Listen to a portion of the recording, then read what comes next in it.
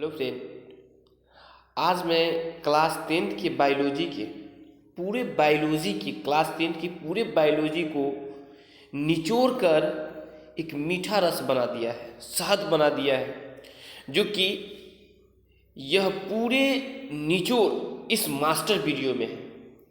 Biology का ये master video आपके लिए काफ़ी हेल्पफुल साबित होगा यदि आप इस पूरे मास्टर वीडियो को देख लेते हैं तो आपका एग्ज़ाम में सफलता की 100% गारंटी है। तो सभी सब्जेक्ट के मास्टर वीडियो आते रहेंगे। तो आज हम लोग चलते हैं बायोलॉजी के इस मास्टर वीडियो में। तो बायोलॉजी के आज का मास्टर वीडियो है, हम पहला चैप्टर बायोलॉजी के जो पहले चैप्टर है क्लास 10th का जैव प्रक्रम, तो वहाँ से चलेंगे। और इसमें मैं ऑब्जेक्टिव और सब्जेक्टिव दोनों लेकर आया हूँ। Objective subjective 2 marks and 5 marks सभी का क्वेश्चन आंसर लेकर आया हूँ। तो चलिए शुरू करते हैं समय न गंवाते हुए। हमारे पास पहला चैप्टर है बायोलॉजी का जैव प्रक्रम। क्या है? जैव प्रक्रम। और फर्स्ट क्वेश्चन है हमारा, मनुष्य में वृक्क एक तंत्र का भाग है जो संबंधित है। तो मनुष्य में वृक्क एक तंत्र का भाग है जो संबंधित किस चीज़ से है? उत्सर्जन से है। ठीक है, आपके पास ऑप्शन होंगे यहाँ वहाँ, बट मैं यहाँ ऑप्शन नहीं दिया हूँ, आपको शॉर्ट वे में ले चलना है, इसलिए तो मैं डायरेक्ट लेकर चल रहा हूँ। चलिए क्वेश्चन नंबर 2 है, पादप में जाइलम उत्तरदायी है। तो हमें पता है पादप में जाइलम किस लिए उत्तरदायी है? पादप में जाइलम जो है जल के वाहन के लिए उत्तरदायी है। स्वपोषी पोषण के लिए आवश्यक है। स्वपोषी पोषण के लिए क्या आवश्यक है? कार्बन डाइऑक्साइड, जल, सूर्य के प्रकाश और क्लोरोफिल, ये सभी क्या है? स्वपोषी पोषण के लिए आवश्यक है। आपको एग्जाम में अगर ये क्वेश्चन आता है तो एक अलग ऑप्शन होगा, जो होगा ऑप्शन डी। क्या होगा? ऑप्शन नंबर डी होगा, और उसमें क्या होगा? सभी लिखा हुआ रहेगा, तो हम सभी में टिक लगाएंगे। ओके जी। अब क्वेश्चन नंबर 4 है, पाइरूवेट के विखंडन से यह कार्बन डाइऑक्साइड जल तथा ऊर्जा देता है और यह क्रिया होती है। मतलब यह क्रिया जो है वो कहाँ होती है? तो हमको पता है कि पाइरूवेट के विखंडन से जो कार्बन डाइऑक्साइड है यह जल तथा ऊर्जा देती है, और यह क्रिया कहाँ होता है भाई? तो यह क्रिया माइटोकॉन्ड्रिया में होती है। थोड़ा सा आवाज़ का प्रॉब्लम हो सकता है बिकॉज मुझे सर्दी हो गया है और थोड़ा सा तबीयत अस्वस्थ है, इसलिए गला भारी है। चलिए, लेकिन इस मास्टर वीडियो को आप देखना ना भूलें और अपने दोस्तों के पास शेयर करना भी ना भूलें, क्योंकि आप अपने लिए जो अच्छा सोचते हैं अपने फ्रेंड के लिए भी अच्छा जरूर सोचें, क्योंकि एक अच्छा आदमी ही यह सोच सकता है कि मैं दूसरे के लिए भी अच्छा करूं। आप अगर भला चाहते हैं, ठीक है, खुद का भला चाहते हैं, तो वो एक अच्छा इंसान का ये पहचान है कि खुद वो अच्छा सोचता है तो दूसरे के लिए भी वह क्या करता है? अच्छा सोचता है। तो इसलिए यह वीडियो आपके लिए काफ़ी हेल्पफुल साबित होगा, तो अपने फ्रेंड के लिए भी आप शेयर कर दीजिए, उसके लिए भी यह काफ़ी हेल्पफुल साबित होगा। चलिए क्वेश्चन नंबर 5 देखते हैं। क्वेश्चन नंबर 5 क्या है? आहार नाल के किस भाग में भोजन का पूर्ण पाचन होता है? जी, आहार नाल के किस भाग में भोजन का पूर्ण पाचन होता है? तो आहार नाल की जो छोटी आंत है उसमें भोजन का क्या होता है? पूर्ण रूपेण क्या हो जाता है? पाचन हो जाता है। ठीक है, देखिए अगला क्वेश्चन है, क्वेश्चन नंबर 6 है, कहता है इनमें कौन प्रकाश संश्लेषी अंगक है? आपके पास ऑप्शन वहाँ रहेगा, ऑप्शन ए रहेगा, पत्ती रहेगा, तना रहेगा, है ना। तो इनमें कौन प्रकाश संश्लेषी अंगक है? तो हरित लवक है। ठीक है, आगे है, पाचन क्रिया में भोजन को पचाने वाला प्रथम एंजाइम कौन है? तो पाचन क्रिया में भोजन को पचाने वाला प्रथम एंजाइम जो है वह क्या है? टाइलिन है। ठीक है, अमीबा, अमीबा किसके द्वारा भोजन अंतर्ग्रहण करता है? आपको पता है जो अमीबा होता है वो किसके द्वारा भोजन को क्या करता है? अंतर्ग्रहण करता है, मतलब अपनी ओर लेता है। तो हम जानते हैं अमीबा के जो आगे ये रहता है, इस टाइप के आप देखे हैं होंगे, क्लास में बताए होंगे। तो अमीबा के जो है इस तरह के जो होता है वो होता है कुटपाद। वो क्या है? कुटपाद के माध्यम से भोजन को क्या करता है, अंतर्ग्रहण कर लेता है। भोजन को वो चारों ओर से घेर लेता है और घेरने के बाद क्या करता है, निगल लेता है, खा जाता है, फिर उसी तरह से कहीं से भी खोलकर छोड़ देता है, अपशिष्ट को निकाल देता है। क्वेश्चन नंबर 9 है, देखिए आपके पास जो मैं क्वेश्चन लेकर आया हूँ ये सभी के सभी question important and selected question है, इसलिए क्वेश्चन को आप हल्का वे में नहीं ले। जो भी मैं बोल रहा हूँ वो इसमें जो भी क्वेश्चन मास्टर वीडियो में जो भी क्वेश्चन लाया गया है यह इंपॉर्टेंट और सेलेक्टेड क्वेश्चन है, इसलिए इग्नोर ना करें, आपके भला के लिए कह रहा हूँ। चलिए क्वेश्चन नंबर 9 है। क्वेश्चन नंबर 9 है, मनुष्य में प्रमुख उत्सर्जी अंग है। तो मनुष्य में जो है वह प्रमुख उत्सर्जी अंग कौन है, तो मनुष्य में प्रमुख उत्सर्जी अंग वृक्क है। वृक्क के क्रियात्मक इकाई को क्या कहते हैं, तो वृक्क के क्रियात्मक इकाई को नेफ्रॉन कहा जाता है। वृक्क के क्रियात्मक इकाई को क्या कहते हैं, नेफ्रॉन कहते हैं। सजीवों में किसे ऊर्जा का सिक्का कहा जाता है, सजीवों में किसे ऊर्जा का सिक्का कहा जाता है, तो सजीवों में जो है एटीपी को ऊर्जा का सिक्का कहा जाता है। सांस लेने और छोड़ने को क्या कहते हैं, सांस लेने और छोड़ने को क्या कहते हैं, तो सांस लेने और छोड़ने को हम क्या कहते हैं, श्वसन कहते हैं। एक स्वस्थ मनुष्य में प्रकुंचन एवं अनुशीतलन दाब होता है। आपको पता होगा एक स्वस्थ मनुष्य में प्रकुंचन यानी ब्लड प्रेशर जो होता है वो क्या होता है, प्रकुंचन एवं अनुशीतलन दाब जो होता है 120/80 mgHg होता है, ठीक है।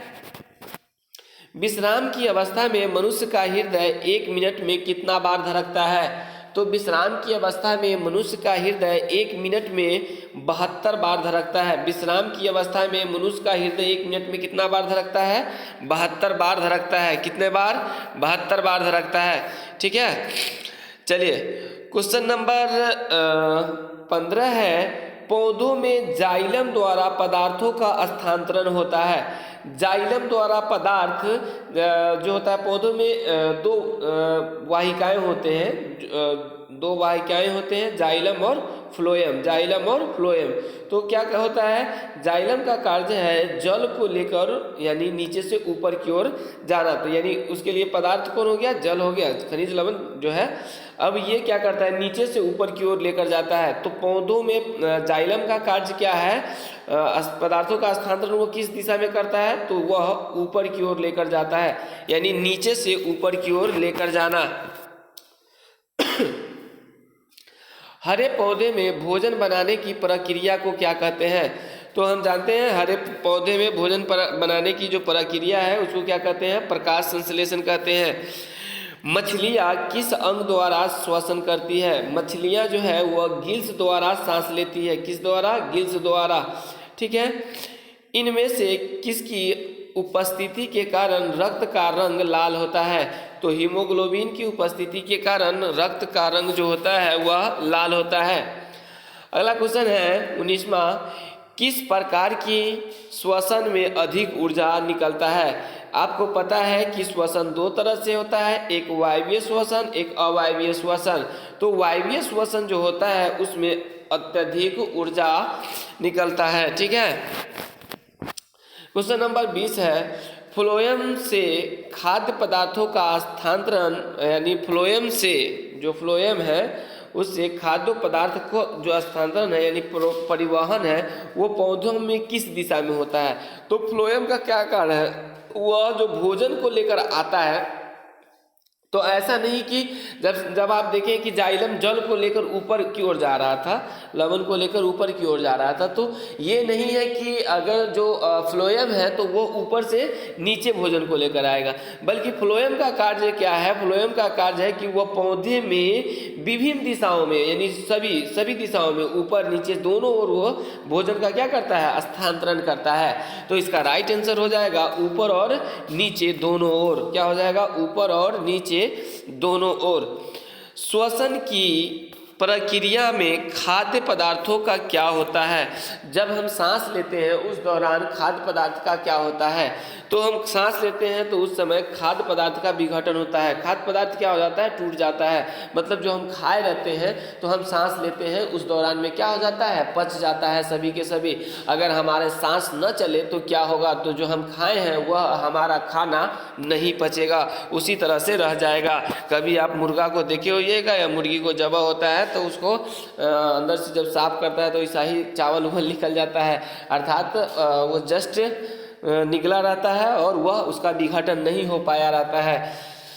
खैर चलिए हम आगे चलते हैं। क्वेश्चन नंबर 22 है, पौधों में गैसों के आदान प्रदान के लिए रहता है। पौधों में गैसों के आदान प्रदान के लिए क्या रहता है? तो पौधे में रंध्र होते हैं, छोटे छोटे छिद्र होते हैं, उसी के माध्यम से क्या होता है? गैसों का आदान प्रदान होता है। निश्वसन द्वारा निकली वायु में क्या रहता है? निश्वसन मतलब जब हम सांस छोड़ते हैं उस समय क्या होता है? तो हम जानते हैं जब हम सांस छोड़ते हैं तो कार्बन डाइऑक्साइड निकलता है, और जब हम सांस लेते हैं तो उस समय हम क्या लेते हैं? तो ऑक्सीजन लेते हैं। सांस लेते हैं तो ऑक्सीजन और छोड़ते हैं तो कार्बन डाइऑक्साइड। जी क्वेश्चन नंबर 24 है, देखिए पौधों में खाद्य पदार्थों का स्थानांतरण किस रूप में होता है? तो पौधों में जो खाद्य पदार्थ है उसका स्थानांतरण जो है वह सुक्रोज के रूप में होता है। क्वेश्चन नंबर 25 है, वह कौन सा प्रक्रम है जिसके द्वारा शरीर में ऊर्जा का उत्पादन होता है? तो हम जानते हैं जब हम सांस लेते हैं तो हमारे शरीर में क्या होता है? ऊर्जा की उत्पादन होता है। मानव हृदय में पाए जाते हैं, तो मानव हृदय में कितने? 4 बेसम पाए जाते हैं। क्लोरोफिल वर्णक का रंग होता है। क्लोरोफिल वर्णक का रंग क्या होता है? हरा रंग होता है। आपको पता है कि जितने भी पौधे हैं वो सभी पौधे हरा क्यों होता है? तो सभी पौधे हरा इसलिए होता है कि उस पौधे में क्या पाया जाता है? क्लोरोफिल पाया जाता है। क्लोरोफिल के कारण ही सभी पौधे क्या है? हरे हैं। क्वेश्चन नंबर 28 है। 28 है, क्या है? शरीर में सबसे छोटी रक्त वाहिनी क्या है? शरीर में सबसे छोटी रक्त वाहिनी वायना केव है, जिसको हम लोग क्या कहते हैं? केशिकाएं बोलते हैं ना, वायना केव, इसको आप केशिकाएं बोल सकते हैं, ठीक है ना। केशिकाएं वो जो है छोटे छोटे होते हैं, इसको आप कर लीजिए केशिकाएं होते हैं, ठीक है। ऐसे दोनों। पादप में फ्लोएम संवाहक होता है, तो पादप में फ्लोएम संवाहक है जल के वाहन के लिए। पादप में फ्लोएम का संवाहक है, यानी फ्लोएम का क्या कार्य है? तो पादप में फ्लोएम का कार्य है भोजन का संचालन करना, भोजन का पहुंचाना, ठीक है। लार में निम्न में से कौन सा एंजाइम पाया जाता है? तो आपको पता है कि लार में क्या पाया जाता है? टाइलिन पाया जाता है। ये क्वेश्चन हम पहले भी बोले थे कि प्रथम जो है पचाने वाला एंजाइम, जब हम खाना खाते हैं तो सबसे पहले क्या निकलता है? टाइलिन निकलता है, एमाइलेज निकलता है, जो लेर की तरह होता है, ठीक है ना। ये प्रथम एंजाइम होता है। यही क्या करता है? भोजन को हमको चिपचिपा करता है और ये हमको निगलने में मदद करता है। एंजाइम डायरेक्ट मतलब इतना चिपचिपा कर देता है, ले की तरह कर देता है कि जब हमारा हल्क पे आता है तो वहां से भोजन डायरेक्ट नीचे की ओर खसक जाता है। आगे क्या है? प्रकाश संश्लेषण में ऑक्सीजन का मूल स्रोत क्या है? जब प्रकाश संश्लेषण होता है उसमें ऑक्सीजन का मूल स्रोत क्या है? उसमें ऑक्सीजन का मूल स्रोत जो होता है वह जल होता है। मैग्नीशियम पाया जाता है, तो मैग्नीशियम कहाँ पाया जाता है? क्लोरोफिल में पाया जाता है। बहुत अच्छा क्वेश्चन है। मृत जीवी पोषण का उदाहरण है। मृत जीवी पोषण का उदाहरण क्या है? राइजोपस। मानव में डायलिसिस थैली है। मानव में जो डायलिसिस थैली है वो किसका थैली है? वो नेफ्रॉन की थैली है। क्वेश्चन नंबर 35 है, विषम पोषी जीव अपनी उत्तरजीविता के लिए प्रत्यक्ष या परोक्ष रूप से आश्रित रहते हैं। जो विषम जीव है, विषम पोषी जीव है, वह किसी जीव पर प्रत्यक्ष या परोक्ष रूप से कैसे आश्रित रहते हैं? किस पे आश्रित रहते हैं? तो वो है हरे पौधे पे आश्रित रहते हैं। क्वेश्चन नंबर 36 है, रंध्र का खुलना और बंद होना निर्भर है। रंध्र जो है वो खुलता है और बंद होता है, यह निर्भर किस चीज पर करता है? तो हमको पता है रंध्रों का खुलना और बंद होना यह निर्भर करता है वाष्पोत्सर्जन पे। किस चीज पे निर्भर करता है? वाष्पोत्सर्जन पे। या क्वेश्चन नंबर 37 है, किसी मरुस्थलीय पौधों में प्रकाश संश्लेषण के दौरान बनने वाला मध्यस्थ उत्पाद है। किसी मरुस्थलीय पौधे में प्रकाश संश्लेषण के दौरान बनने वाला मध्यस्थ उत्पाद क्या है? मैलिक अम्ल है। कहता है त्रिकोष्ठीय हृदय पाए जाते हैं। त्रिकोष्ठीय हृदय किस में पाया जाता है? तो मेढक में पाया जाता है और सरीसृप में पाया जाता है। ठीक है, क्वेश्चन नंबर 39 है। आप देखिए, मछली के हृदय में कोष्ठकों की संख्या होती है। तो मछली के हृदय में कोष्ठकों की संख्या कितनी होती है? 2 होती है। क्वेश्चन नंबर 40 है। पौधे अतिरिक्त जल से छुटकारा पाते हैं। जो पौधा होता है वो अतिरिक्त जल से कैसे छुटकारा पाता है? तो पौधा जो होता है वो अतिरिक्त जल से छुटकारा वाष्पोत्सर्जन द्वारा पाया जाता है। मतलब उसके अंदर जो एक्स्ट्रा जल होता है वो कैसे निकलता है शरीर से, मतलब उसके बाहर कैसे निकलता है। जैसे मान लेते हैं अगर हम कोई जंतु के लेते हैं तो उसके पास क्या होता है? एक विशेष अंग होता है ना, जो अपने शरीर के अपशिष्ट पदार्थ को वो शरीर से क्या करता है? बाहर करता है। सभी के लिए, जो भी जंतु है, हम है, मानव है, दिस दैट जितना भी है, या जानवर में अगर हम लेते हैं तो सभी के पास एक क्या है? विशेष अंग है। लेकिन क्या पौधे जो अपशिष्ट पदार्थ होता है उसको अपने शरीर, पौधा इसको किस हिसाब से बाहर करता है? तो जो है उसको पौधा उसको कैसे बाहर करता है? तो वाष्पोत्सर्जन द्वारा बाहर करता है। ठीक है, अब क्वेश्चन नंबर 41 है, 41 है। कहता है शरीर में पाए जाने वाले उत्प्रेरक पदार्थों को क्या कहते हैं? तो शरीर में पाए जाने वाले उत्प्रेरक पदार्थों को क्या कहते हैं? एंजाइम कहते हैं। पत्ती के सतह पर पाए जाने वाला सूक्ष्म छिद्र को क्या कहते हैं? जो पत्तियां होती है उसकी सतह पर पाए जाने वाले जो सूक्ष्म छिद्र होते हैं उसको आप क्या कहते हैं? तो आपको पता है कि जो जितनी भी पत्तियां हैं उसके ऊपर जो सूक्ष्म छिद्र होते हैं, छोटे छोटे छिद्र होते हैं, इसी छिद्र को तो क्या कहा जाता है? रंध्र कहा जाता है। क्वेश्चन नंबर आपको क्या है? 43 है। मानव हृदय में कितने आलिंद पाए जाते हैं? तो मानव हृदय में 2 आलिंद पाए जाते हैं और 2 नीले पाए जाते हैं। तो गाइस कहना यह है कि मैंने आपको पहले भी बोला है कि ये जितने भी क्वेश्चन है ये सभी क्वेश्चन क्या है? इंपॉर्टेंट एंड सिलेक्टेड है। आपको इस मास्टर वीडियो में ऑब्जेक्टिव और सब्जेक्टिव दोनों कराए जाएंगे। ऑब्जेक्टिव एंड सब्जेक्टिव यानी 1 मार्क्स, 2 मार्क्स एंड 5 मार्क्स, यानी आपको छूटेगा नहीं बायोलॉजी से। फिर इसी तरह से मास्टर वीडियो आते रहेंगे। और कहने का मतलब है कि अगर किसी भी स्टूडेंट को इसका PDF चाहिए तो आप कमेंट जरूर करें और कमेंट में आप अपना नंबर जरूर दें। चलिए, या यदि आपको मेरा नंबर है तो आप डायरेक्ट मेरे नंबर पे मैसेज करके आप इसका PDF प्राप्त कर सकते हैं। क्वेश्चन नंबर है 44। वसा का वहन शरीर के अंदर किसके द्वारा होता है? वसा का वहन शरीर के अंदर लसिका के द्वारा होता है। क्वेश्चन नंबर 45 है। ग्लूकोज के एक अणु के संपूर्ण ऑक्सीकरण से कितनी ऊर्जा मुक्त होती है? तो ग्लूकोज के एक अणु से जो है 2830 कैलोरी जूल जो है ऊर्जा क्या होती है? मुक्त होती है। ग्लूकोज के एक अणु के संपूर्ण ऑक्सीकरण से बनने वाले ATP अणुओं की संख्या है तो कितना है? 38 है, 38 है। निम्न में कौन एक पादप परजीवी है? तो अमरबेल जो होता है, अमरबेल का पौधा जो होता है यह क्या है? एक ऐसा पादप है, एक ऐसा प्लांट है जो यह परजीवी है। यह पौधे के ऊपर ही क्या करता है? अपना जाल बिछा दिया रहता है। इसके नीचे कोई भी जड़, सूंड इत्यादि नहीं होता है।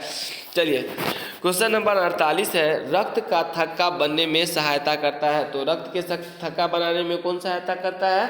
तो रक्त के थक्का बनाने में पटिकानु सहायता करता है। क्वेश्चन नंबर 39 है। क्वेश्चन नंबर 49 है, 49 है। जीवित कोशिकाओं से बनने वाले पादप उत्तक है। तो जीवित कोशिकाओं से बनने वाले पादप उत्तक कौन है? फ्लोएम है। क्वेश्चन नंबर 50 है। वे सभी प्रक्रम जो सम्मिलित रूप से अनुरक्षण कार्य करते हैं क्या कहलाता है? जैव प्रक्रम कहलाता है। क्या कहलाता है? जैव प्रक्रम। क्वेश्चन नंबर 51 है। मानव शरीर में हार्मोन कौन सी ग्रंथि में बनते हैं? मानव शरीर में जो हार्मोन है वह अंतःस्रावी ग्रंथि में बनते हैं। क्वेश्चन नंबर 52 है, भोजन का पचना किस प्रकार की अभिक्रिया है? तो भोजन जो हमारे शरीर में पचता है वह उपचयन अभिक्रिया है। ठीक है। क्वेश्चन नंबर 53 है, मस्तिष्क में विभिन्न सूचनाएं किस रूप में संचित होती है? तो मस्तिष्क में जो विभिन्न सूचनाएं हैं वह उद्दीपन के रूप में संचित होती है। क्वेश्चन नंबर 54 है, क्या कहता है, वृक्क किस जैव प्रक्रम का हिस्सा है? वृक्क जो है वह उत्सर्जन का क्या है? हिस्सा है। क्वेश्चन नंबर 55 है, खुला परिसंचरण तंत्र पाया जाता है। तो खुला परिसंचरण तंत्र कहाँ पाया जाता है? तिलचट्टा में, कॉकरोच में पाया जाता है। क्वेश्चन नंबर 56 है, क्या कह रहा है? कह रहा है इंसुलिन नामक हार्मोन की कमी से कौन सा रोग होता है? तो आपको पता है इंसुलिन नामक हार्मोन की कमी से मधुमेह होता है। चलिए, क्वेश्चन नंबर 57 है, कोशिका झिल्ली किस प्रकार की झिल्ली है? तो कोशिका झिल्ली जो है वह अर्धपारगमय झिल्ली है। क्वेश्चन नंबर 58 है, रेजिन किस पौधे का उत्सर्जी पदार्थ है? रेजिन जो है वह चीड़ के पौधे के उत्सर्जी पदार्थ है। कौन सी पौधे की? चीड़ के पौधे के। क्वेश्चन नंबर 59 है, निम्न में कौन सा एंजाइम फल पकाने वाला है? कौन सा एंजाइम जो है फल पकाने का काम करता है? तो एथिलीन जो है वह क्या करता है? फल पकाने का कार्य करता है। क्वेश्चन नंबर 60 है, तंत्रिका तंतु की उत्पत्ति किस प्राथमिक ऊतक द्वारा हुआ है? तो तंत्रिका तंत्र की जो उत्पत्ति है वह एंडोर्म द्वारा किया गया है। तो अब हम लोग चलेंगे सब्जेक्टिव पे। किसका सब्जेक्टिव? तो चैप्टर 1 क्या है? तो जैव प्रक्रम, लाइफ प्रोसेस। जो लाइफ प्रोसेस है उसके बारे में हम लोग चलेंगे। कहाँ? लाइफ प्रोसेस के बारे में हम लोग आज जो है इसकी मुख्य रूप से चर्चा करेंगे, लाइफ प्रोसेस के बारे में। थोड़ा तबीयत अस्वस्थ होने की वजह से गला भारी हो गया है। चलिए, तो ये लघु उत्तरीय प्रश्न है और यह आपके एग्ज़ाम में, बिहार बोर्ड के एग्ज़ाम में आपको 2 मार्क्स में पूछे जाते हैं। और फिर मैं आपको दीर्घ उत्तरीय प्रश्न भी कराऊंगा। तो ये सभी के सभी सिलेक्टेड और इम्पोर्टेंट हैं, जो एकदम निचोड़ दिया गया है बायोलॉजी को। ठीक है। क्वेश्चन नंबर 1 है। क्वेश्चन नंबर 1 क्या कह रहा है? कहता है जैव प्रक्रम क्या है? जैव प्रक्रम क्या है? क्वेश्चन नंबर 1 है कि जैव प्रक्रम क्या है। देखिए क्या कहता है, वे सारी क्रियाएं जिनके द्वारा जीवों का अनुरक्षण होता है जैव प्रक्रम कहलाता है। यानी वे सारी एक्टिविटीज, वे सारी क्रियाएं जो जीवों में क्या करता है? अनुरक्षण कार्य करता है, वह सबके सब क्या कहलाता है? जैव प्रक्रम कहलाता है।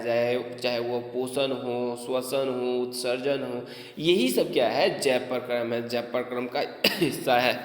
ठीक है, आगे हम चलते हैं। क्वेश्चन नंबर 2 है, क्या कहता है? पोषण का परिभाषा लिखिए। पोषण क्या है?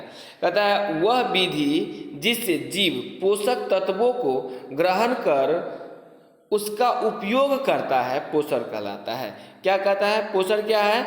तो वह विधि जिससे जीव पोषक तत्वों को, जब वो खाना लेता है तो वो क्या करता है? पोषक तत्वों को क्या करता है? ग्रहण करता है और उसका उपयोग करता है। यानी उससे जो विटामिन्स होते हैं वो प्राप्त करके जहाँ मतलब जिस चीज़ की ज़रूरत होती है शरीर में वहाँ पहुँचाया जाता है। तो ये क्या कहलाता है? यही तो पोषण कहलाता है। ठीक है, चलिए क्वेश्चन नंबर 3 है, परजीवी पोषण से आप क्या समझते हैं? परजीवी पोषण से आप क्या समझते हैं? कहता है पोषण की वह विधि जिसमें जीव, क्या कहता है? पोषण की वह विधि जिसमें जीव किसी दूसरे जीव पर प्रत्यक्ष या ठीक है अप्रत्यक्ष रूप से निर्भर रहता है। क्या कहता है? परजीवी कहलाता है। पोषण की वह विधि है जिसमें कोई भी जीव किसी दूसरे जीव के ऊपर डिपेंड करता है।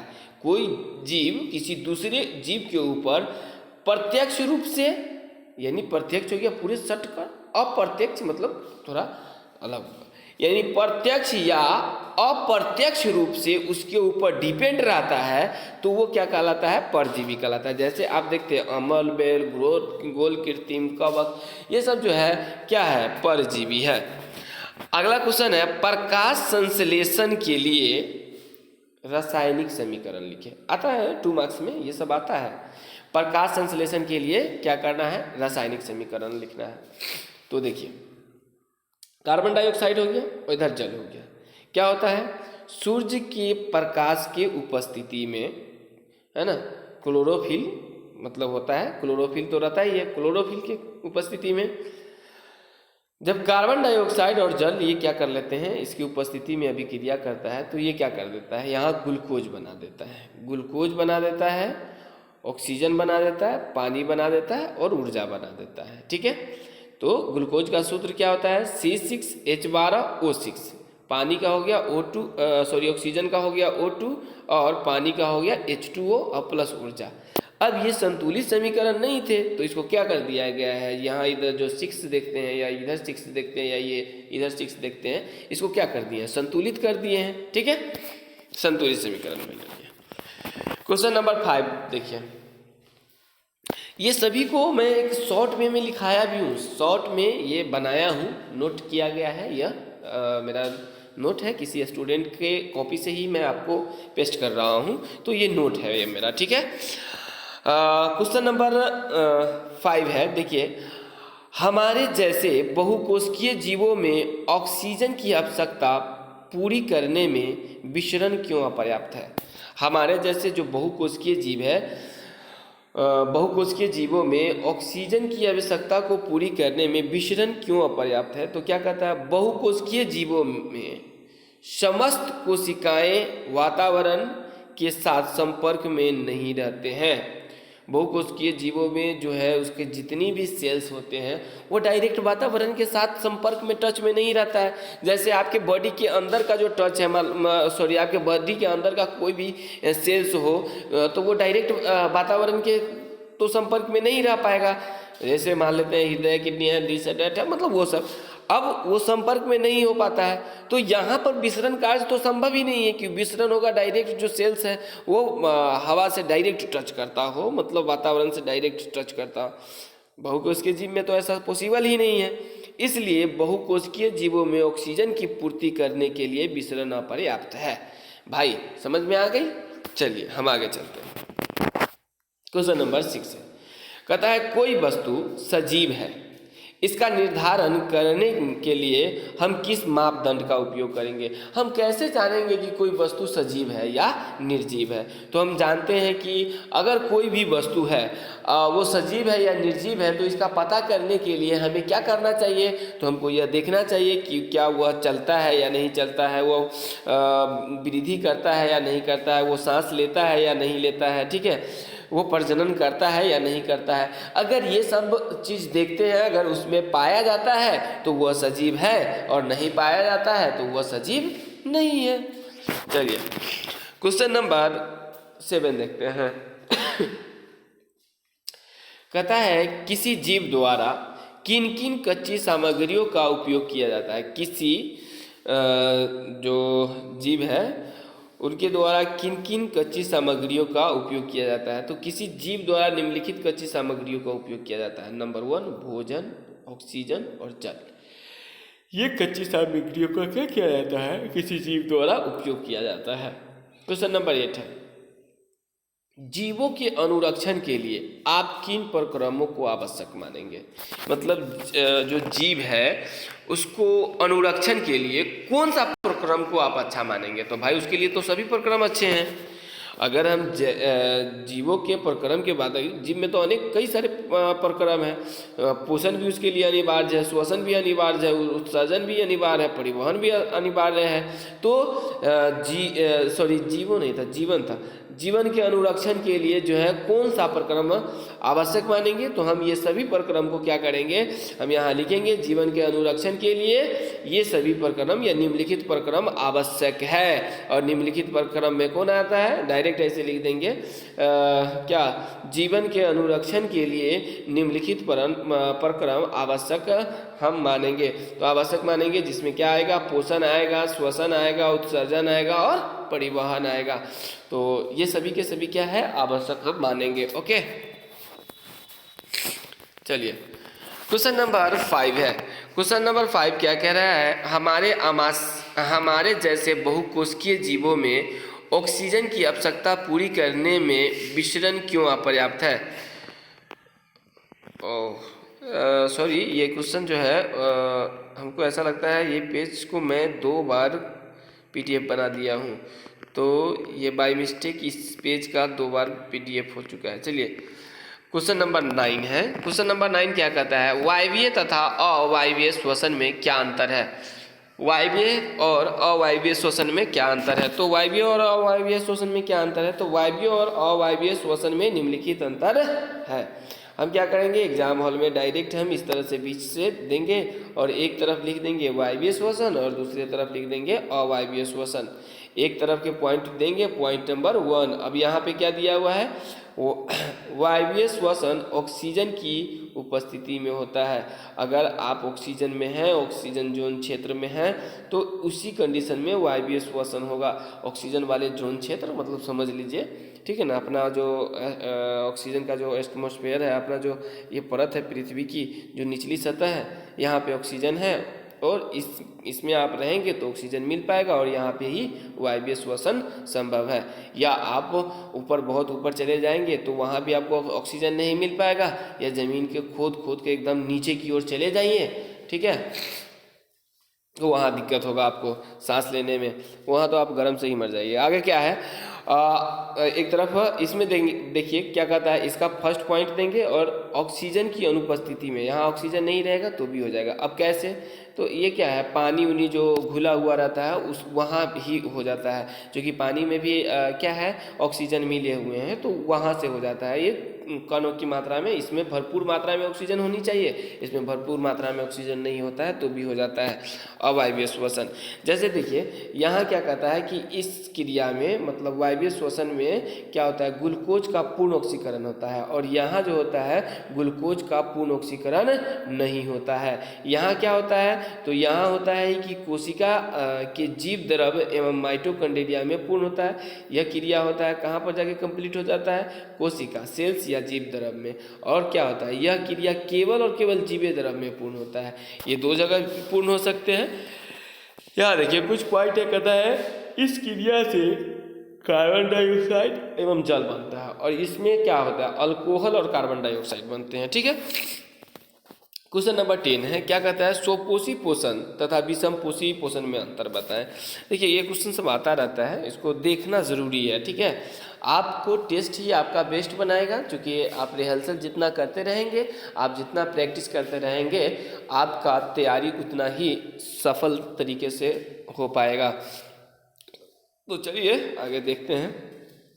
देखिए स्वपोषी पोषण तथा विषमपोषी पोषण में क्या अंतर है। देखिए स्वपोषी पोषण, जब हरे पौधे अपना भोजन क्लोरोफिल तथा सूर्य प्रकाश की एवं कार्बन डाइऑक्साइड मतलब सूर्य प्रकाश की उपस्थिति में कार्बन डाइऑक्साइड जल से अपना भोजन स्वयं बनाता है, तो इस प्रकार के पोषण को हम क्या कहते हैं, स्वपोषण कहते हैं। स्वपोषण हम इस तरह से डायरेक्ट लिख देंगे, जब हरे पौधे है ना, जब हरे पौधे क्या कहता है, क्लोरोफिल की उपस्थिति में है ना, कार्बन डाइऑक्साइड तथा जल एवं सूर्य प्रकाश की उपस्थिति में अपना भोजन क्या करता है, स्वयं बनाता है, तो ये क्या कहलाता है, स्वपोषी कहलाता है। अगला क्वेश्चन है, जितने भी हरे पौधे हैं वो सभी के सभी क्या है, स्वपोषी है। उसी का है। अंतर दूसरा है, विषमपोषी लिखकर हम क्या कर देंगे, एरो मार देंगे। इसमें क्या दिया है, जब जीव अपना भोजन स्वयं न बनाकर किसी दूसरे जीव या अन्य स्रोतों पर निर्भर रहता है, तो इस प्रकार के पोषण को विषमपोषी पोषण कहते हैं, ठीक है। कोई भी जीव जो अपना भोजन स्वयं नहीं बनाता है और अपने भोजन के लिए किसी दूसरे जीवों पर क्या हो जाता है, डिपेंड हो जाता है, तो वो क्या कहलाता है, विषम पोषण कहलाता है, ठीक है। चलिए आगे चलते हैं। आगे क्या कहते हैं, हमारे अमाशय में अम्ल की क्या भूमिका है। हमारा जो अमाशय है इसमें अम्ल की क्या भूमिका है। तो हमारे अमाशय में अम्ल की क्या भूमिका है, यह हमारे अमाशय में अम्लीय माध्यम उत्पन्न करता है। कौन हमारे अमाशय में, जो अम्ल होता है, और वो अम्ल यानी अम्ल जो है HCl हाइड्रोक्लोरिक अम्ल जो है, यह अमाशय में क्या भूमिका निभाता है, HCl का क्या कार्य होता है ना। तो देखिए क्या कहता है कि यह हमारे अमाशय में अम्लीय माध्यम उत्पन्न करता है, भोजन के साथ आने वाले बैक्टीरिया को नष्ट करता है तथा पेप्सिन नामक एंजाइम को क्रियाशीलता के लिए भी आवश्यक है। यह पेप्सिन नामक एंजाइम की क्रियाशीलता के लिए भी क्या है, काफ़ी आवश्यक है। क्वेश्चन नंबर 12 है, पाचक एंजाइम का क्या कार्य है। देखिए पाचक एंजाइम भोजन के जटिल अणुओं को छोटे छोटे तथा सरल अणुओं में परिवर्तित कर देता है। जो पाचक एंजाइम है वह भोजन के क्या करते हैं, भोजन के जटिल अणुओं को भोजन के जटिल अणुओं के छोटे छोटे तथा सरल अणुओं में क्या कर देता है, परिवर्तित कर देता है, जिससे भोजन आसानी से क्या हो जाते हैं, अवशोषित हो जाते हैं। आगे है 13, पचे हुए भोजन को अवशोषित करने के लिए क्षुद्रांत को कैसे अभिकल्पित किया जाता है। जो पचे हुए भोजन है उसको अवशोषित करने के लिए क्षुद्रांत को कैसे अभिकल्पित किया जाता है। पचे हुए भोजन का अवशोषण क्षुद्रांत में होता है। पाचित भोजन जो होता है, जो पाचित भोजन होता है, पाचित भोजन अधिक मात्रा में अवशोषित होकर रक्त में पहुंचता है और फिर इसका वहाँ पर क्या हो जाता है, वाहन के रूप में, मतलब जो मल वाहन है उस रूप में क्या हो जाता है, शरीर से बाहर होता है। जैसे मूत्र के रूप में बाहर हो जाना, जो पचा हुआ रह जाता है, अवशेषित रहता है, वो शरीर से बाहर हो जाता है मूत्र के रूप में, या मल के रूप में हम बोल सकते हैं। चलिए आगे है क्वेश्चन नंबर 14 है, मनुष्य में कार्बन डाइऑक्साइड तथा ऑक्सीजन का परिवहन कैसे होता है। तो मनुष्य में कार्बन डाइऑक्साइड का भी परिवहन अलग तरीके से होता है और कार्बन डाइऑक्साइड का भी ऑक्सीजन का परिवहन अलग तरीके से और कार्बन डाइऑक्साइड का परिवहन अलग तरीके से। तो देखिए ऑक्सीजन का परिवहन मनुष्य में कैसे होता है। तो यह है, मनुष्य में ऑक्सीजन का वाहन हीमोग्लोबिन के द्वारा होता है। यह फेफड़ों में पहुंची वायु में से ऑक्सीजन लेता है और रक्त के माध्यम से पूरे शरीर में फैल जाता है। ऑक्सीजन हमारे पूरे शरीर में कैसे जाता है, तो एक बार समझते हैं। देखिए हम सांस लेते हैं और सांस लेने के बाद क्या होता है, जब हम सांस लेते हैं तो वो सांस हमारे कहाँ जाता है, मतलब हृदय में जाता है। और हृदय में वहाँ जैसे फेफड़ा से वो रिफाइनमेंट होता है, वो अलग प्रक्रिया है कि हम कहें कि डायरेक्ट हृदय में जाता है, वो वहाँ हो जाता है। वो खैर मैं ही मिस्टेक में हूँ। चलिए फेफड़ा तक आया, ठीक है ना। और फेफड़ा से जो है हृदय से ब्लड कहाँ आता है, फेफड़ा में आता है ना, जो शुद्ध होने के लिए आता है। अब यहाँ पर फेफड़ा में क्या होता है, वही ऑक्सीजन वह ब्लड में मिल जाता है, वह ब्लड फिर से रिपीट कहाँ आता है, हृदय में आता है। और उसी हृदय से क्या होता है, खून फिर शरीर के चारों तरफ नच जाते हैं, चले जाते हैं, शरीर के चारों तरफ घूम जाते हैं। तो इस तरह से क्या हो जाता है, शरीर में ऑक्सीजन का परिवहन होता है। कार्बन डाइऑक्साइड का परिवहन कैसा होता है, तो देखिए कार्बन डाइऑक्साइड जल में अत्यधिक घुलनशील होता है, इसलिए यह रक्त प्लाज्मा के साथ हमारे फेफड़ों तक पहुंचता है और निःश्वसन द्वारा शरीर से बाहर निकल जाता है। जैसे कि कार्बन डाइऑक्साइड वाले यानी जितने भी अशुद्ध खून होते हैं, अशुद्ध खून में क्या होता है, कार्बन की मात्रा होता है। अब अशुद्ध खून क्या होता है, जब आता है तो उसको फेफड़ा तक भेज दिया जाता है। अब वहाँ से क्या होता है, फिर हमारे शरीर से जितने भी कार्बन डाइऑक्साइड गैस होते हैं वो क्या हो जाता है, फिर फेफड़े तक आ जाते हैं। और फेफड़ा क्या करता है, उसको फिर मतलब जंप मार के ऊपर की ओर फेंक देता है और हम सांस द्वारा उसको क्या कर देते हैं, बाहर कर देते हैं। तो इस प्रकार हमारे शरीर से कार्बन डाइऑक्साइड का निष्कासन होता है। कहता है अगला है, मतलब अगला क्वेश्चन है, क्वेश्चन नंबर 15 है, गैसों के विनिमय के लिए मानव फुफ्फुस में अधिकतम क्षेत्रफलों को कैसे अभिकल्पित किया गया है। तो देखिए मानव जो फेफड़ा है उसमें जो फुफ्फुंस है, फुफ्फुंस धमनियाँ हैं, उसको कैसे अभिकल्पित किया गया है, इस पर हम लोग क्या करेंगे, चर्चा करेंगे। तो देखिए इसकी चर्चा करते हैं। चर्चा की विषय ही है ये, बिल्कुल चर्चा करनी चाहिए। जो चर्चा का विषय होता है उसी को ना चर्चा किया जाएगा भाई। देखिए फेफड़े के अंदर छोटी छोटी नालिकाएं रहती है। आपको क्लास में बताए थे कि जो फेफड़ा होता है उसके अंदर छोटे छोटे क्या होते हैं, नालिकाएं होते हैं, जिसे श्वसनी कहते हैं। यह आगे श्वसनिकाओं मतलब श्वसनिकाओं में विभाजित हो जाता है। श्वसनिकाओं के अंतिम सिरे पर जो गुब्बारे के समान रचना होती है जिसे कुपिका कहते हैं। अब उसके अंतिम सिरा पे आप जाइएगा ना तो वहाँ पे गुब्बारे की तरह एक रचना होती है जिसको हम लोग क्या कहते हैं, कुपिकाएँ कहते हैं। क्या कहते हैं, कुपिकाएँ, ठीक है, कुपिकाएँ कहते हैं। और यही कुपिकाएँ गैसों के आदान प्रदान के लिए अधिक क्षेत्रफल ले लेता है। यानी आप टोटल ओवरऑल बात करें तो बात यह है कि फेफड़े में छोटे छोटे बहुत सारे कुपिकाएँ होते हैं। अगर इस सभी कुपिकाओं को तोड़ा जाए, तोड़ कर एक बड़ा सा कुपिका बनाया जाए तो यह बहुत बड़ा क्षेत्र को घेर लेगा। इसीलिए क्वेश्चन बताया गया था कि अधिकतम क्षेत्र, इसीलिए क्वेश्चन क्या है आपके लिए, क्वेश्चन था गैसों की विनिमय के लिए मानव फुफ्फुस में अधिकतम क्षेत्रफलों को कैसे अभिकल्पित किया गया है। तो इसी हिसाब से क्या किया गया है, अधिकतम क्षेत्र को क्या किया गया है, अभिकल्पित किया गया है। ठीक है, तो अगला क्वेश्चन है, ये क्वेश्चन है देखिए, तो मानव में वहन तंत्र की घटक कौन से है, इन घटकों के क्या कार्य है। मानव जो है, मनुष्य में वहन तंत्र की घटक कौन कौन से है ना, और इनके क्या कार्य है, ये क्वेश्चन भी काफ़ी इम्पोर्टेंट है। देखिए मानव में वहन तंत्र के बारे में अगर हम कहें तो मानव में वहन तंत्र निम्नलिखित है। एक रुधिर है, अगर हम ऐसे इसको एक तरह से ले लें तो पहले फर्स्ट ले लेते हैं, हृदय ले लेंगे, रुधिर ले लेंगे और रुधिर वाहिका ले लेंगे। ठीक है ना, इस हिसाब से एक अरेंज में लिख लीजिएगा। पहले आप किसको कर दीजिएगा, हृदय को कर दीजिएगा, ठीक है, फिर उसके बाद रुधिर को कर दीजिएगा और उसके बाद रुधिर वाहिकाएँ को कर दीजिएगा। इसका कार्य देखिए, ठीक है। फर्स्ट में अगर आप हृदय लेंगे तो ये वाला फर्स्ट पॉइंट ऊपर लिख देंगे। हृदय क्या है, तो हृदय जो है यह एक पंपिंग अंग है, मतलब पंपिंग करता रहता है, जो पूरे शरीर में रुधिर पहुंचाने का कार्य करता है। जो हमारा हृदय का काम क्या क्या है, तो ये पंप करता है, पहले तो फर्स्ट की पंपिंग करता है और फिर यह पूरे शरीर में खून पहुंचाने का काम करता है। अब यहाँ पे है रुधिर यानी खून, ये पॉइंट 2 में कर दीजिएगा कि खून क्या है। रुधिर एक सरल संयोजी उत्तक है। खून जो है वो एक सरल संयोजी उत्तक है। इसमें क्या होता है, प्लाज्मा होता है, WBC होता है, RBC होता है तथा प्लेटलेट्स होता है। ठीक है, यह पूरे शरीर में रक्त वाहिकाएं द्वारा परिवहन करती है। खून जो है पूरे शरीर में जो है ना नसों द्वारा क्या करती है, घूमती है। ठीक है, अब वो नस क्या है यानी रुधिर वाहिकाएं क्या है, ठीक है ना।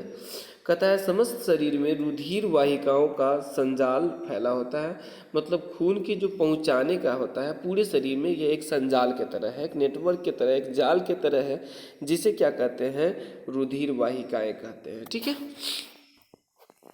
चलिए क्वेश्चन नंबर 17 है। कहता है संगठित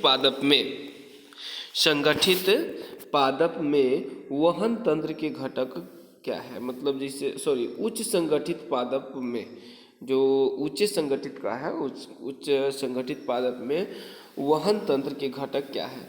तो उच्च संगठित में जो पादप होते हैं यानी बड़े पौधा जो होता है, छोटा पौधा छोड़कर, यहाँ उच्च इसलिए लगा दिया गया है जैसे एक कोशिकीय शैवाल वगैरह सबको, इसको छोड़कर या फर्न वाले आते हैं वो सबको छोड़कर, तो उच्च संगठित है। तो उसमें क्या होते हैं, उसमें भी वहन तंत्र होते हैं। उसमें 2 वहन तंत्र होते हैं, एक होता है जाइलम और दूसरा होता है फ्लोएम। अब इसका क्या कार्य है, तो जाइलम का कार्य आपको पता है, यानी उच्च लिख लीजिएगा आप, उच्च संगठित पादप में वहन तंत्र निम्नलिखित है, एक हो गया जाइलम और दूसरा क्या हो गया, फ्लोएम। जाइलम का क्या कार्य है, तो जाइलम का कार्य यह है कि यह जल तथा लवणों को मिट्टी से पत्तियों तक ले जाने में मदद करता है। कौन मदद करता है, तो जाइलम। वह मिट्टी से क्या करता है, जल तथा लवणों को लेकर ऊपर की ओर पहुंचाता है पौधे में। फिर फ्लोएम का क्या कार्य है? तो फ्लोएम का कार्य है कि यह जो है पादप के शरीर में भोजन पहुंचाने का कार्य करता है। पूरे शरीर में किस चीज़ को पहुंचाने का कार्य करता है? तो भोजन के। क्वेश्चन नंबर 18 देखिए, क्या कहता है? पादप में भोजन का स्थानांतरण कैसे होता है? पादप जो है उसमें भोजन का स्थानांतरण कैसे होता है? पादप में निर्मित भोजन फ्लोएम द्वारा निर्मित भोजन जो है वह फ्लोएम द्वारा पादप के विभिन्न अंगों जैसे जड़, फल, बीज, पत्तियों में स्थानांतरित कर दिए जाते हैं। पादप में भोजन के कण के ऊपर तथा नीचे अर्थात समस्त हिस्सों में परिवहन होता है। ठीक है। क्वेश्चन नंबर 19 है, भोजन के पाचन में लार की क्या भूमिका है? बहुत अच्छा क्वेश्चन है, बहुत सिलेक्टेड क्वेश्चन है। कहता है भोजन के पाचन में लार की क्या भूमिका है? तो देखिए, भोजन के पाचन में जो लार होता है उसका निम्नलिखित भूमिका है। नंबर 1 बात क्या है कि लार में एमाइलेज होता है। ठीक है ना, एमाइलेज होता है जो स्टार्च और शकरा जैसे जो जटिल ये अणु वाले हैं, जैसे इस सबको क्या करते हैं? मल्टोज में परिवर्तित कर देता है। इस सबको तोड़ के क्या चीज़ में कर देता है? मल्टोज में कर देते हैं। अगला है क्वेश्चन नंबर पॉइंट नंबर 2 है। पॉइंट नंबर 2 में क्या कह रहा है? कह रहा है कि लार भोजन को नमी करता है। भोजन जो होता है उसको क्या कर देता है? नम कर देता है। थोड़ा सा मतलब जो हम अगर पूरे लेते हैं ऐसे तो कड़ा होता है ना, तो वो नहीं बल्कि नमी कर देता है। तथा भोजन के बड़े बड़े टुकड़ों को छोटे छोटे टुकड़ों में चबाने, तोड़ने तथा निगलने में सहायता करता है। यह जो है जैसे हमारे ऊपर भोजन में जैसे टाइलिन जो लेयर होता है वो मिलता है, आप लेते ही क्या होता है कि भोजन को वो नर्म करने लगता है। जैसे मान लेते हैं कि आप पापे बिस्कुट खाते हैं तो खाते समय थोड़ा सा वो टाइट होता है, लेकिन जैसे मुंह में लाते हैं उसमें क्या होता है लार लपटाता है और उसके बाद वह मतलब उस ढीला पड़ जाता है। ठीक है, और उसको निगलने में भी क्या होती है? सहूलियत होती है। ठीक है, चलिए आगे चलते हैं।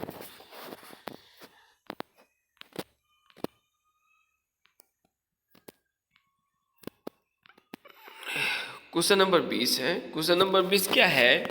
ब्रिकाणु यानी नेफ्रॉन क्या है? नेफ्रॉन की संरचना तथा क्रिया विधि का वर्णन करें। बहुत ही इम्पोर्टेंट है, वीवीआई क्वेश्चन है और काफ़ी इम्पोर्टेंट और वीवीआई है और काफ़ी सिलेक्टेड क्वेश्चन है। यह बहुत ज़्यादा सिलेक्टेड क्वेश्चन है। ठीक है, तो देखिए आपको सबसे पहले ना एक डायग्राम बनाना पड़ेगा। इस तरह से आप एक डायग्राम बना लेंगे।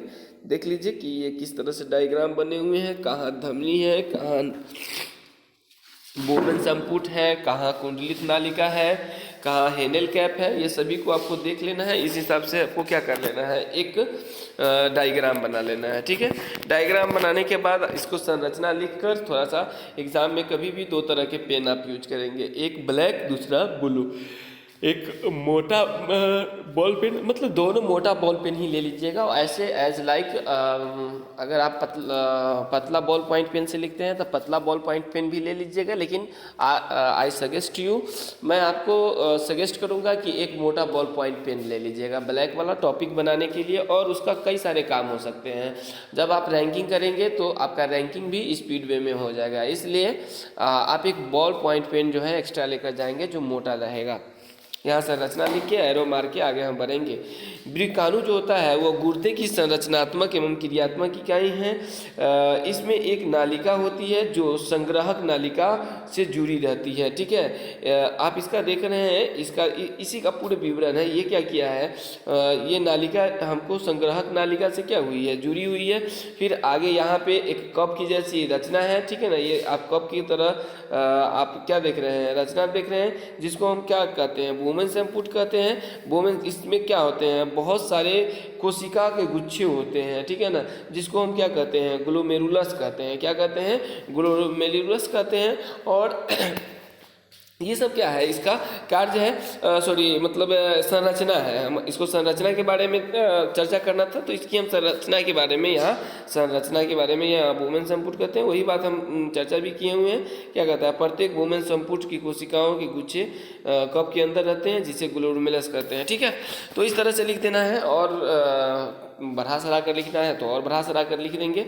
अच्छा सॉरी, कार्य विधि का भी वर्णन करना था, तो कार्य विधि को मैंने वर्णन नीचे किया है। देखिए कार्य विधि में क्या है, ग्लोमेरुलर फिल्ट्रेशन, ये क्या करता है, सबसे पहले रक्त बुमेन संपुट के अंदर कोशिका की गुच्छा द्वारा इसको क्या किए जाते हैं, छान लिए जाते हैं। छानने के बाद पुनर्अवशोषण होता है, पुनर्अवशोषण इसको किया जाता है, यानी जैसे जैसे रक्त निस्यंद नालिका में बहता है वैसे वैसे लाभप्रद पदार्थ जैसे ग्लूकोज, एमिनो अम्ल, जल, लवण विशेष रूप से वृकाणु को घेरती हुई रुधिर कोशिकाओं, कहाँ, रुधिर कोशिकाओं द्वारा अवशोषित कर लिए जाते हैं। ठीक है, और फिर जो होता है मूत्र, मूत्र जो होता है पुनः अवशोषण के बाद जो निस्यंद बचता है, जो मतलब अपशिष्ट बच जाता है, उसे मूत्र कहते हैं। मूत्र में यूरिया, यूरिक अम्ल और अतिरिक्त जो जल होता है, पानी होता है, वो पाया जाता है। ठीक है, जो निस्यंद बच जाता है। ठीक है, चलिए तो अब हम लोग चलते हैं, बोले हैं कि मास्टर वीडियो हम लोग ला रहे हैं और मास्टर वीडियो बढ़ेंगे। आज पूरे बायो को इसी मास्टर वीडियो में देख लेना है। ठीक है, एक बार नहीं हो सके, कोशिश करें कि आप एक ही बार में ही देख लें सभी को और नोट भी कर लें, और अगर नोट की आवश्यकता पड़े तो आप कमेंट करें, कमेंट में आप अपने नंबर के साथ कमेंट कीजिए, आपको मिल जाएगा, या मेरा नंबर तो है ही आपके पास, जिन लोगों के पास मेरा नंबर है आप डायरेक्ट कर सकते हैं, नंबर मैं पिछले वीडियो में भी दे चुका हूँ। तो देखिए अब 2 है, हमारा दूसरा चैप्टर है नियंत्रण एवं समन्वय, बायोलॉजी का दूसरा चैप्टर है नियंत्रण एवं समन्वय। इसमें क्या कहता है, हमारे शरीर में जैविक कार्यों का नियंत्रण होता है। हमारे शरीर में जैविक कार्यों का नियंत्रण कैसे होता है, तो देखिए तंत्रिका एवं रसायनों द्वारा जैविक कार्य का नियंत्रण होता है। किसके द्वारा, तंत्रिका एवं रसायनों द्वारा। ठीक है, जैविक कार्यों का देखिए क्वेश्चन नंबर 2 है, सूचनाओं का भंडार संचित रहता है। सूचनाओं का जो भंडार संचित होता है वो कहाँ होता है, अग्र मस्तिष्क में होता है। बुद्धि और चतुराई का केंद्र किसे माना जाता है, तो बुद्धि और चतुराई का केंद्र जो है परम मस्तिष्क को माना जाता है। ठीक है ना, जिसको हम लोग अग्र मस्तिष्क बोलते हैं, सेरिब्रम बोलते हैं। ठीक है, कहता है सॉरी कुछ एरर हो रहे हैं, क्या एरर हो रहा है ज़रा उसको देख लिया जाए। चलिए कुछ एरर आ रहा था तो इसको हम देखिए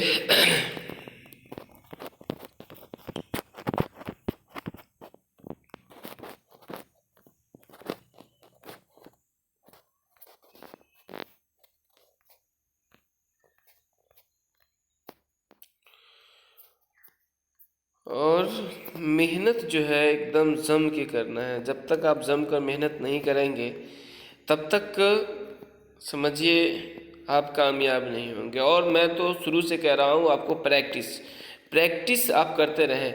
जितना आप प्रैक्टिस करेंगे उतना आप बेहतर बनते चले जाएंगे। हाँ, क्वेश्चन नंबर 4 है। देखिए क्वेश्चन नंबर 4 क्या था, थोड़ा सा मैं इसको एक बड़ा कर देता हूँ। चलिए क्वेश्चन नंबर 4 देखिए, क्वेश्चन नंबर 4 क्या कहता है, मस्तिष्क को बाहरी आघातों से सुरक्षा करता है। मस्तिष्क जो होता है इसको बाहरी चोट वोट जो भी है इस सबसे मतलब सुरक्षा कौन करता है, तो मस्तिष्क के अंदर एक द्रव होता है जिसका नाम है सेरिब्रोस्पाइनल द्रव। ये सेरिब्रोस्पाइनल द्रव ही मस्तिष्क को बाहरी आघातों से क्या करता है, सुरक्षा प्रदान करता है। क्वेश्चन नंबर 5 है, पौधों की जैविक क्रियाओं के बीच समन्वय स्थापित करने वाले रासायनिक पदार्थ को क्या कहते हैं, तो पौधों की जैविक क्रियाओं के बीच समन्वय स्थापित करने वाले रासायनिक पदार्थ जो होते हैं उसको हम लोग क्या कहते हैं, पादप हार्मोन कहते हैं। क्या कहते हैं, पादप हार्मोन। पादप हार्मोन को कितने वर्गों में बांटा गया है, तो पादप हार्मोन को 5 वर्गों में बांटा गया है। कितने वर्ग में, 5 वर्गों में।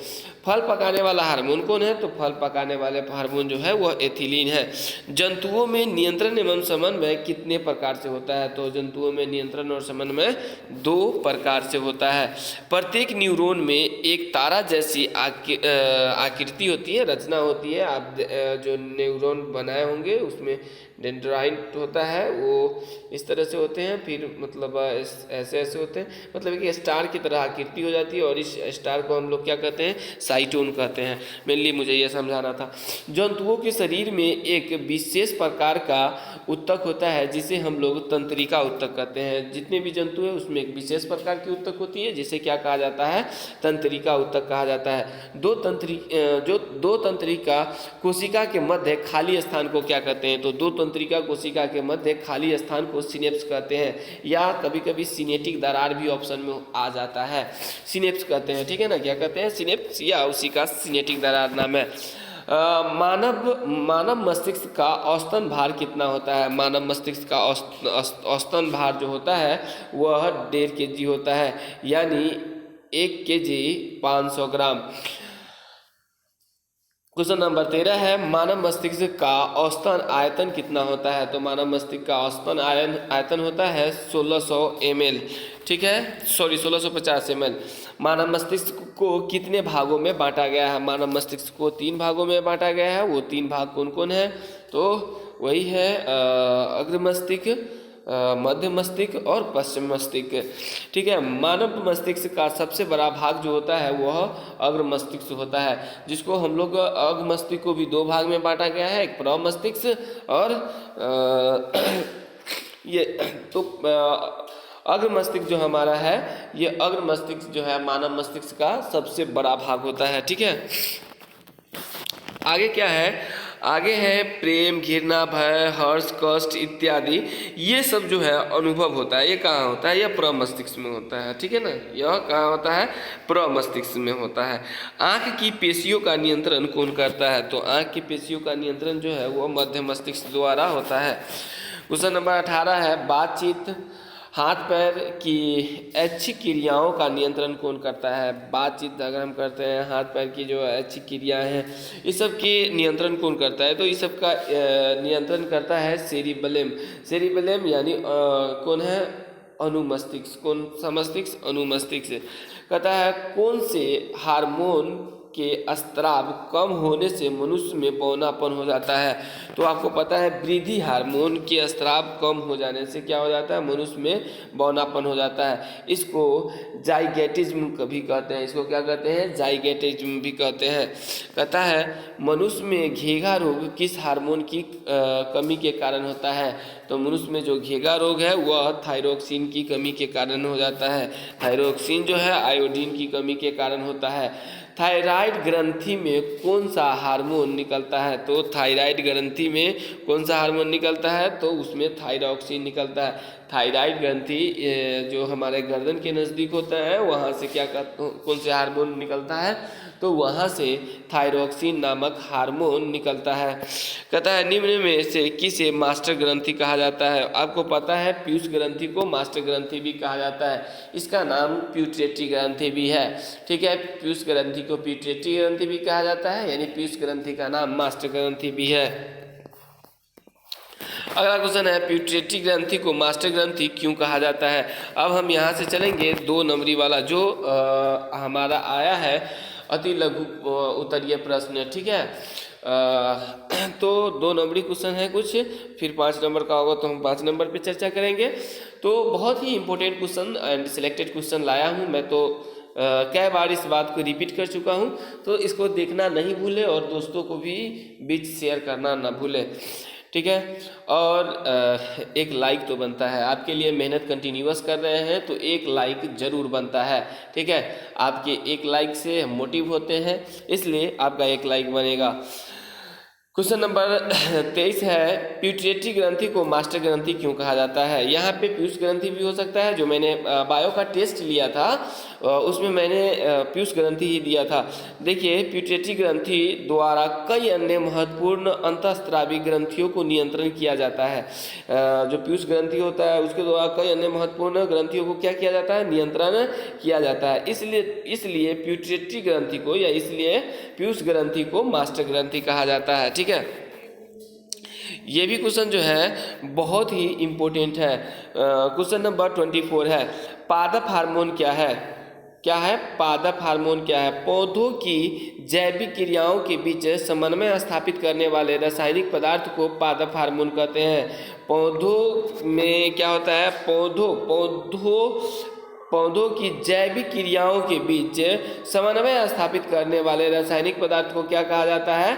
पादप हार्मोन कहा जाता है। ठीक है, अगला क्वेश्चन है, क्वेश्चन नंबर 25 है, मस्तिष्क के महत्वपूर्ण कार्यों का उल्लेख करें। मस्तिष्क के महत्वपूर्ण कार्यों का क्या करना है? उल्लेख करना है। तो देखिए, मस्तिष्क तंत्रिका तंत्र की सबसे महत्वपूर्ण भाग है, ठीक है ना। इसके द्वारा, मतलब मस्तिष्क के द्वारा अनेक जैव कार्यों का नियंत्रण होता है और समन्वय होता है। अनेक जैविक कार्यों के क्या होते हैं? नियंत्रण और समन्वय होता है। मस्तिष्क के प्रमुख कार्य निम्नलिखित है।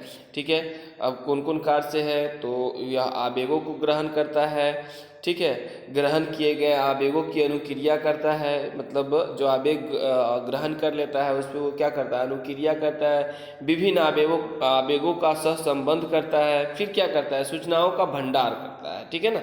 जो भी सूचनाएं आते हैं वो सभी को एकत्रित करता है, ठीक है। क्वेश्चन नंबर 26 है, जिब्रेलिन्स की मुख्य उपयोगिता क्या है? जिब्रेलिन्स की मुख्य उपयोगिता क्या है? जो हार्मोन है, पादप हार्मोन है जिब्रेलिन्स, उसकी क्या उपयोगिता है? कहता है जिब्रेलिन्स एक पादप हार्मोन है जो पौधे के स्तंभ में पौधे की जो स्तंभ की लंबाई है उसमें क्या करता है? वृद्धि करता है, पौधों को बढ़ाने का कार्य करता है, ठीक है, तथा फल एवं फूलों के उत्पादन के लिए भी क्या होते हैं? यह महत्वपूर्ण है, ठीक है। क्वेश्चन नंबर 27 है, जंतुओं के शरीर में तंत्रिका तंत्र का क्या काम है? जो जंतु होते हैं उसके शरीर में तंत्रिका तंत्र का क्या काम है? कौन काम की वजह से तंत्रिका तंत्र है? तो जंतुओं के शरीर में तंत्रिका तंत्र के द्वारा ही विभिन्न संवेदनाओं को मस्तिष्क तक पहुंचाया जाता है। वह तंत्रिका तंत्र ही है जो जंतु के शरीर में विभिन्न जो क्या आते हैं? संवेदना होते हैं, उसको मस्तिष्क तक पहुंचाने का कार्य करता है। अगला क्वेश्चन है, प्रतिवर्ती चाप क्या है? प्रतिवर्ती चाप क्या है? तो न्यूरॉन में आवेगों का संचरण एक निश्चित मार्ग से होता है, एक निश्चित रास्ता से होता है, जिसे हम लोग क्या कहते हैं? प्रतिवर्ती चाप कहते हैं। चलिए, क्वेश्चन नंबर 29 है, मनुष्य के मस्तिष्क की संरचना का सचित्र वर्णन करें। ठीक है, तो ये क्वेश्चन को मैंने चूँकि मनुष्य की मस्तिष्क नहीं बना पाया हूँ, तो मनुष्य की नहीं, ये क्वेश्चन को हम एक स्पेशल वीडियो में लेकर आपको आ जाएंगे। एक वीडियो और है, एक क्वेश्चन और है जिसमें है मनुष्य की मस्तिष्क की संरचना, और एक क्वेश्चन दूसरा है जिसको, मतलब 2-3 क्वेश्चन 5 मार्क्स का है, जिसको मैं एक स्पेशल वीडियो बनाकर लेकर आऊँगा, ताकि वो थोड़ा सा मतलब टॉप होना चाहिए, इसलिए मैं इसको यहाँ पर छोड़कर आगे बढ़ रहा हूँ। सिर्फ ये क्वेश्चन नंबर 29। चलिए, हालांकि कार्य वगैरह सब मैं लिख दिया हूँ, इसमें नोट कर दिया हूँ। अगर आप इसको, ये क्वेश्चन इंपॉर्टेंट क्वेश्चन है, बहुत ही इंपॉर्टेंट क्वेश्चन है, आप इसको रिहर्सल कर सकते हैं, मस्तिष्क का बना लीजिए। और नीचे मैंने हालांकि इसका सभी कार्य का चर्चा भी कर दिया हूँ, ठीक है, सभी मस्तिष्क के बारे में हम लिख दिए हैं, PDF में है ये, ठीक है। और दूसरा क्वेश्चन ये था, तंत्रिका कोशिका या न्यूरॉन की संरचना का जो है सचित्र वर्णन कर देना था, ठीक है। तो हालांकि ये लिखा दिया गया हुआ है ना, बट स्टूडेंट की कॉपी से मैंने डायरेक्ट बोला हूँ कि इसको मैं आप लोगों को पेस्ट कर दिया हूँ। तो डिमांड हो रहा था बच्चे की, इसलिए मैंने इसके ऊपर देखा नहीं, चर्चा नहीं किया, आपको डायरेक्ट पेस्ट कर दिया गया है ये। अगला चैप्टर है, चैप्टर ये 3 होगा, है ना। चैप्टर नंबर 3 है, जीव जनन कैसे करते हैं, ठीक है। चैप्टर नंबर 3 है, जीव जनन कैसे करते हैं। तो देखिए, यहाँ से अब क्वेश्चन है ऑब्जेक्टिव सब्जेक्टिव बनते जाएंगे, ठीक है। फिर अगला एक्सरसाइज आवेंगे।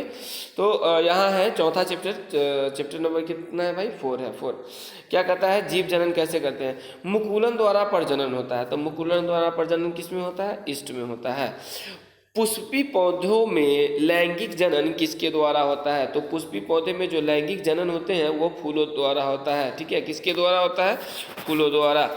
जीव जिस प्रक्रम द्वारा अपनी संख्या में वृद्धि करता है उसे क्या कहते हैं? तो उसे हम लोग क्या कहते हैं? जनन कहते हैं। बहुखंडन द्वारा जनन होता है। तो बहुखंडन द्वारा जनन किस में होता है? तो प्लेज्मोडियम में होता है। अमीबा में प्रजनन होता है। अमीबा में जो होता है वो अधिखंडन द्वारा प्रजनन होता है। अलैंगिक जनन मुकुलन द्वारा होता है। अलैंगिक जनन मुकुलन द्वारा जो होता है वह इष्ट में होता है। पुष्प में परागकण जो होता है वह कहाँ पाया जाता है? तो पुंकेसर में पाया जाता है। पुंकेसर में पाया जाता है तो वो क्या पाया जाता है? परागकण। ये सभी सिलेक्टेड क्वेश्चन है, तो मैं इसको मतलब उलट फेर भी कर दिया हूँ ताकि आप लोग कंफ्यूज ना हो। पुष्प का कौन सा भाग फल बनता है? पुष्प का जो अंडाशय वाला भाग होता है वह फल बनता है। हाइड्रा में अलैंगिक जनन की विधि है। हाइड्रा में जो अलैंगिक जनन की विधि है वह है मुकुलन। क्या है? मुकुलन है। ठीक है। पुष्प का नर जनांग कहलाता है। पुष्प का जो नर जनांग कहलाता है वो क्या कहलाता है? पुंकेसर कहलाता है। ठीक है। निम्न में कौन एक लिंगी फूल है? तो निम्न में जो है वह पपीता जो है वो एक लिंगी फूल है। निम्न में कौन द्विलिंगी फूल है? अड़हुल जो है वह द्विलिंगी फूल है। यहाँ पे आपको ऑप्शन वहाँ होगा, ठीक है ना, उसको देख लेंगे आप। पौधों में जनन अंग कहाँ पाए जाते हैं? तो पौधों में जो जनन अंग पाए जाते हैं वह फूल में पाया जाता है।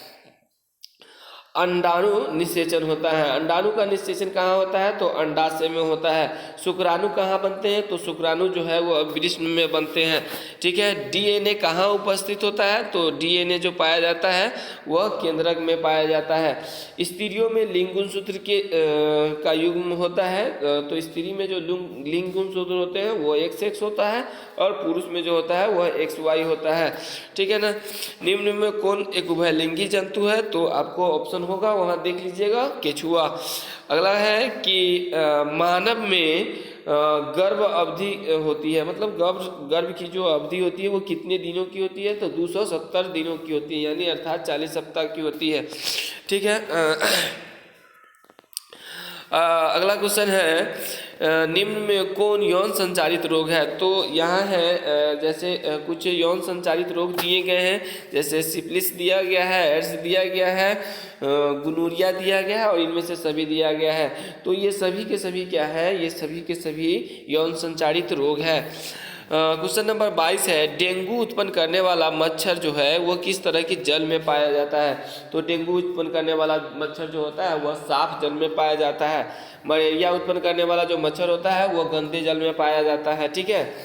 चलिए, तो अब हम इसका अति लघु उत्तरीय प्रश्न देखते हैं। अति लघु उत्तरीय प्रश्न देखते हैं। ठीक है। वो यहाँ से है, कहता है जनन किसे कहते हैं? क्वेश्चन है जनन किसे कहते हैं? तो जनन हम किसको कहेंगे? तो जीव जिस प्रक्रम द्वारा अपनी संख्या में वृद्धि करता है वो क्या कहलाता है? जनन कहलाता है। चाहे वो जिस विधि को अपनाता है वो विधि ही क्या है? जनन विधि है। कहता है अलैंगिक जनन। जनन दो तरह के होता है, एक होता है लैंगिक जनन और दूसरा क्या होता है? अलैंगिक जनन। यहाँ है अलैंगिक जनन की दो मुख्य विधियों का नाम लिखिए। अब अलैंगिक जनन है उसका भी विधि है। अब वो कौन सी विधि? तो दो विधि की यहाँ पर चर्चा करने के लिए बोला है, सॉरी नाम लिखने के लिए केवल बोल रहा है। तो अलैंगिक विधि मुख्यतः दो तरह के होते हैं, एक होता है मुकुलन, एक है बहुखंडन। ठीक है। चलिए, क्वेश्चन नंबर 26 है अमीबा में प्रजनन का सचित्र वर्णन करें। बहुत अच्छा क्वेश्चन है। देखिए, अमीबा में प्रजनन द्विखंडन विधि द्वारा होता है जो इस प्रकार है। आपको क्या है, सबसे पहले आपको यहाँ दिखाया गया है। आप ये जो देख रहे हैं यह अमीबा है, ठीक है ना। यहाँ ये क्या है? केंद्रक है। आप ना इसको ऐसे इस तरह से कर देंगे, ठीक है। इसको आप यहाँ से एक एरो ले लीजिएगा, ठीक है। और यहाँ पर आप क्या कर दीजिएगा? अब यहाँ पर इसको लिख देंगे। क्या लिख दीजिएगा? केंद्रक लिख दीजिए। सॉरी, इसको आपको यहाँ पर ले लेना है और फिर यहाँ पर क्या कर दीजिए? इसको केंद्रक कर दीजिएगा, ठीक है। उसी तरह से ये केंद्रक हो जाएगा, केंद्रक। फिर आप देखिए जो कुछ कुछ दिनों के बाद इसमें क्या हो जाता है, अमीबा में 2 केंद्रक बन जाते हैं। ठीक है, फिर अगला स्टेप जो आता है इसको केंद्रक लिख लीजिएगा, ये प्रजनन विधि हो रहा है। और एक समय आता है जो ये टूट जाता है, दोनों सेल्स क्या हो जाते हैं, यहाँ से अलग हो जाता है, यहाँ से क्या हो जाता है, खंडित हो जाता है, और एक इस साइड का हो जाता है, एक इस साइड का हो जाता है। तो इस तरह से अमीबा में क्या होता है, प्रजनन होता है। ठीक है, इसमें ये अब जो है अगला है जनन। जीव जिस प्रक्रम द्वारा अपनी संख्या में वृद्धि करता है क्या कहलाता है, जनन कहलाता है। और यह कितना है, मुख्यतः 2 प्रकार के हैं। ठीक है, और दोनों प्रकार का यहाँ पर आपको चर्चा भी किया गया है, जैसे कि लैंगिक जनन और अलैंगिक जनन किसको कहते हैं। तो लैंगिक जनन किस कहते हैं, जिसमें नर और मादा दोनों हो, नर और मादा दोनों हो तो लैंगिक जनन है, यानी दोनों का होना आवश्यक हो। अलैंगिक में है यानी वैसा जनन जिसमें नर और मादा का होना अनिवार्य नहीं हो। ठीक है ना, तो वो अलैंगिक जनन होता है। ठीक है, उसी तरह से यहाँ कई सारे विधि का भी चर्चा किया गया है, जैसे है बहुखंडन विधि। ठीक है ना, या विभाजन विधि, यानी वैसा विभाजन जिसके द्वारा कोशिका जीव खंडित होकर दो या उससे अधिक में क्या हो जाते हैं, टूट जाते हैं। 2 में टूटता है तो द्विखंडन होता है, 2 से अधिक में होगा तो बहुखंडन होता है। यहाँ द्विखंडन पूछ रहा है तो 2 में टूट जाते हैं तो द्विखंडन होता है। अमीबा में प्रजनन किस विधि द्वारा होता है, तो अमीबा में द्विखंडन विधि द्वारा प्रजनन होता है। मलेरिया परजीवी में जनन होता है, तो मलेरिया परजीवी में जनन किस विधि द्वारा होता है, तो बहुखंडन विधि द्वारा होता है। अगला क्वेश्चन है हाइड्रा में प्रजनन किस विधि द्वारा होता है, तो हाइड्रा में जो प्रजनन है वह मुकुलन विधि द्वारा होता है। ठीक है, मुकुलन की परिभाषा है कि मुकुलन क्या है। ठीक है ना, क्या है मुकुलन, क्या है, तो मुकुलन एक प्रकार का अलैंगिक जनन है जो जनक के शरीर के धरातल से कलिका फूटने पर संपन्न होता है, इसे मुकुलन कहते हैं, जैसे कि जीवाणु, पैरामेसियम इत्यादि वगैरह वगैरह। फिर है क्वेश्चन नेक्स्ट, कायिक प्रबंधन क्या है, यानी जनन की वह प्रक्रिया जिसमें पादप के शरीर का कोई कायिक भाग जैसे जड़, तना, पत्ती आदि के विलग या परिवर्धित होकर एक नए पौधे का निर्माण होना क्या कहलाता है, कायिक प्रबंधन कहलाता है। इस प्रोसेस से अगर होता है तो वो क्या कहलाता है, कायिक प्रबंधन कहलाता है। अगला है 2 एक कोशिकीय जीव का नाम बताइए। 2 एक कोशिकीय जीव मतलब एक कोशिकीय जीव है उसको 2 मतलब नाम लिखना है। ठीक है ना, तो एक अमीबा है और दूसरा क्या प्लेमाइडोमोनास, आप ये या प्लेज्मोडियम ये भी लिख सकते हैं, प्लेज्मोडियम। ठीक है, सवाल वगैरह वगैरह। अगला क्वेश्चन है पुटी या ईस्ट क्या है, क्या है ईस्ट क्या है, कहता है एक कोशिकीय कोटि के शैवाल के शरीर या कोशिका के चारों ओर कड़ी भीति से निर्माण होता है जिसे पुटी या ईस्ट कहते हैं। ठीक है, जिसे क्या कहते हैं, पुटी या ईस्ट कहते हैं। अगला क्वेश्चन है बहुकोशिकीय जीवों में जनन की विधि अपेक्षाकृत होती है। बहुकोशिकीय जीवों में जनन की विधि अपेक्षाकृत क्या होती है, जटिल होती है। बहुकोशिकीय जीवों में क्या कोशिका विभाजन द्वारा जनन संभव है, नहीं, कोशिका के विभाजन द्वारा क्या है, जनन संभव नहीं है।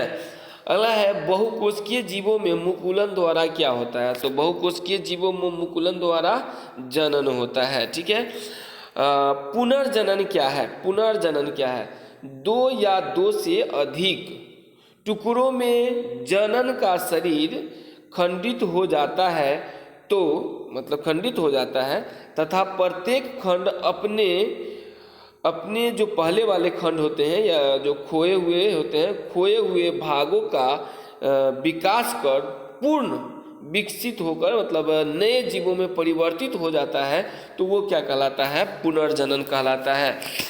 अगला है युग्मक क्या है, नर तथा मादा युग्मकों द्वारा अलग अलग प्रकार के पदार्थों का निर्माण करना क्या कहलाता है, युग्मक कहलाता है। नर युग्मक आकार में अपेक्षाकृत छोटा या बड़ा होता है, तो नर युग्मक जो होता है आकार में अपेक्षाकृत कैसा होता है, छोटा होता है। नर युग्मक का दूसरा नाम क्या है, तो नर युग्मक का दूसरा नाम शुक्राणु है। अगला क्वेश्चन है मादा युग्मक का दूसरा नाम जो है वह अंडाणु है, हम भी बोल सकते हैं। परागन क्रिया निषेचन से किस प्रकार भिन्न है? परागन जो क्रिया है वह निषेचन से किस प्रकार भिन्न है? तो परागन क्रिया में परागकण मादा जनन अंग के स्त्री केसर के वर्तिकाग्र तक पहुँचते हैं, परंतु निषेचन क्रिया में दो नर युग्मक स्त्री केसर के अंडाशय में उपस्थित मादा युग्मकों से मिलते हैं। देखिए आई मीन कहने का मतलब क्या है, जैसे कि परागकण क्रिया निषेचन क्रिया से किस प्रकार भिन्न है, तो आप जो पुष्प लेते हैं, फूल लेते हैं, जो क्लास में आपको बताया गया था कि जो वर्तिकाग्र होते हैं उस पर परागकण गिरता है, फिर धीरे धीरे वो पुष्प क्या होता है जलते हुए मतलब वर्तिकाग्र धीरे धीरे जलते हुए चला आता है, अंडाशय के पास आ जाता है। अब यहाँ पे क्या होता है, तो यहाँ पे जो ये वर्तिकाग्र होता है अब ये बीज के रूप धारण करने लगता है ना। लेकिन निषेचन में क्या होता है, नर तथा मादा युग्मक को क्या होता है, मतलब दोनों के युग्मन मिलते हैं, ठीक है। यहाँ है द्विखंडन एवं बहुखंडन में अंतर बताएं। द्विखंडन एवं बहुखंडन में क्या करें, अंतर बताएं। द्विखंडन बहुखंडन से भिन्न है किस प्रकार, इस तरह से भी पूछा जा सकता है। देखिए द्विखंडन एवं बहुखंडन में निम्नलिखित अंतर है। एक तरफ हम क्या कर लेंगे, एक तरफ द्विखंडन लिख देंगे, एक तरफ बहुखंडन लिख देंगे, बीच में ऐसे मार दीजिएगा, एक पॉइंट इधर एक पॉइंट इधर। देखिए द्विखंडन है, द्विखंडन में क्या कहता है, इस विधि में एक कोशिका दो अनुपात में विभाजित होता है, एक कोशिका दो भाग में बढ़ता है। लेकिन इसमें क्या होता है कि इसमें एक कोशिका बहुत सारे अनुपातों में क्या हो जाते हैं, विभाजित हो जाते हैं। यह सामान्य परिस्थिति में होता है या किसी भी परिस्थिति में, इसके लिए कोई एटमॉस्फेयर फना ठिकान दिस डेट है ना, लेकिन यह विषम परिस्थिति में होते हैं, ठीक है। अगला क्वेश्चन है डीएनए की प्रकृति बनना जनन के लिए आवश्यक है क्यों? तो डीएनए की प्रकृति बनना जनन के लिए आवश्यक है क्यों? देखिए डीएनए अणुओं में शरीर का डिजाइन, मतलब जो आकृति होता है ना, डिजाइन, कार्य की आदि से संबंधित महत्वपूर्ण सूचनाएं होती है, जिसके अनुसार शरीर की वृद्धि और उसका विकास होता है। इसीलिए डीएनए की प्रकृति बनना जनन के लिए आवश्यक है, ठीक है।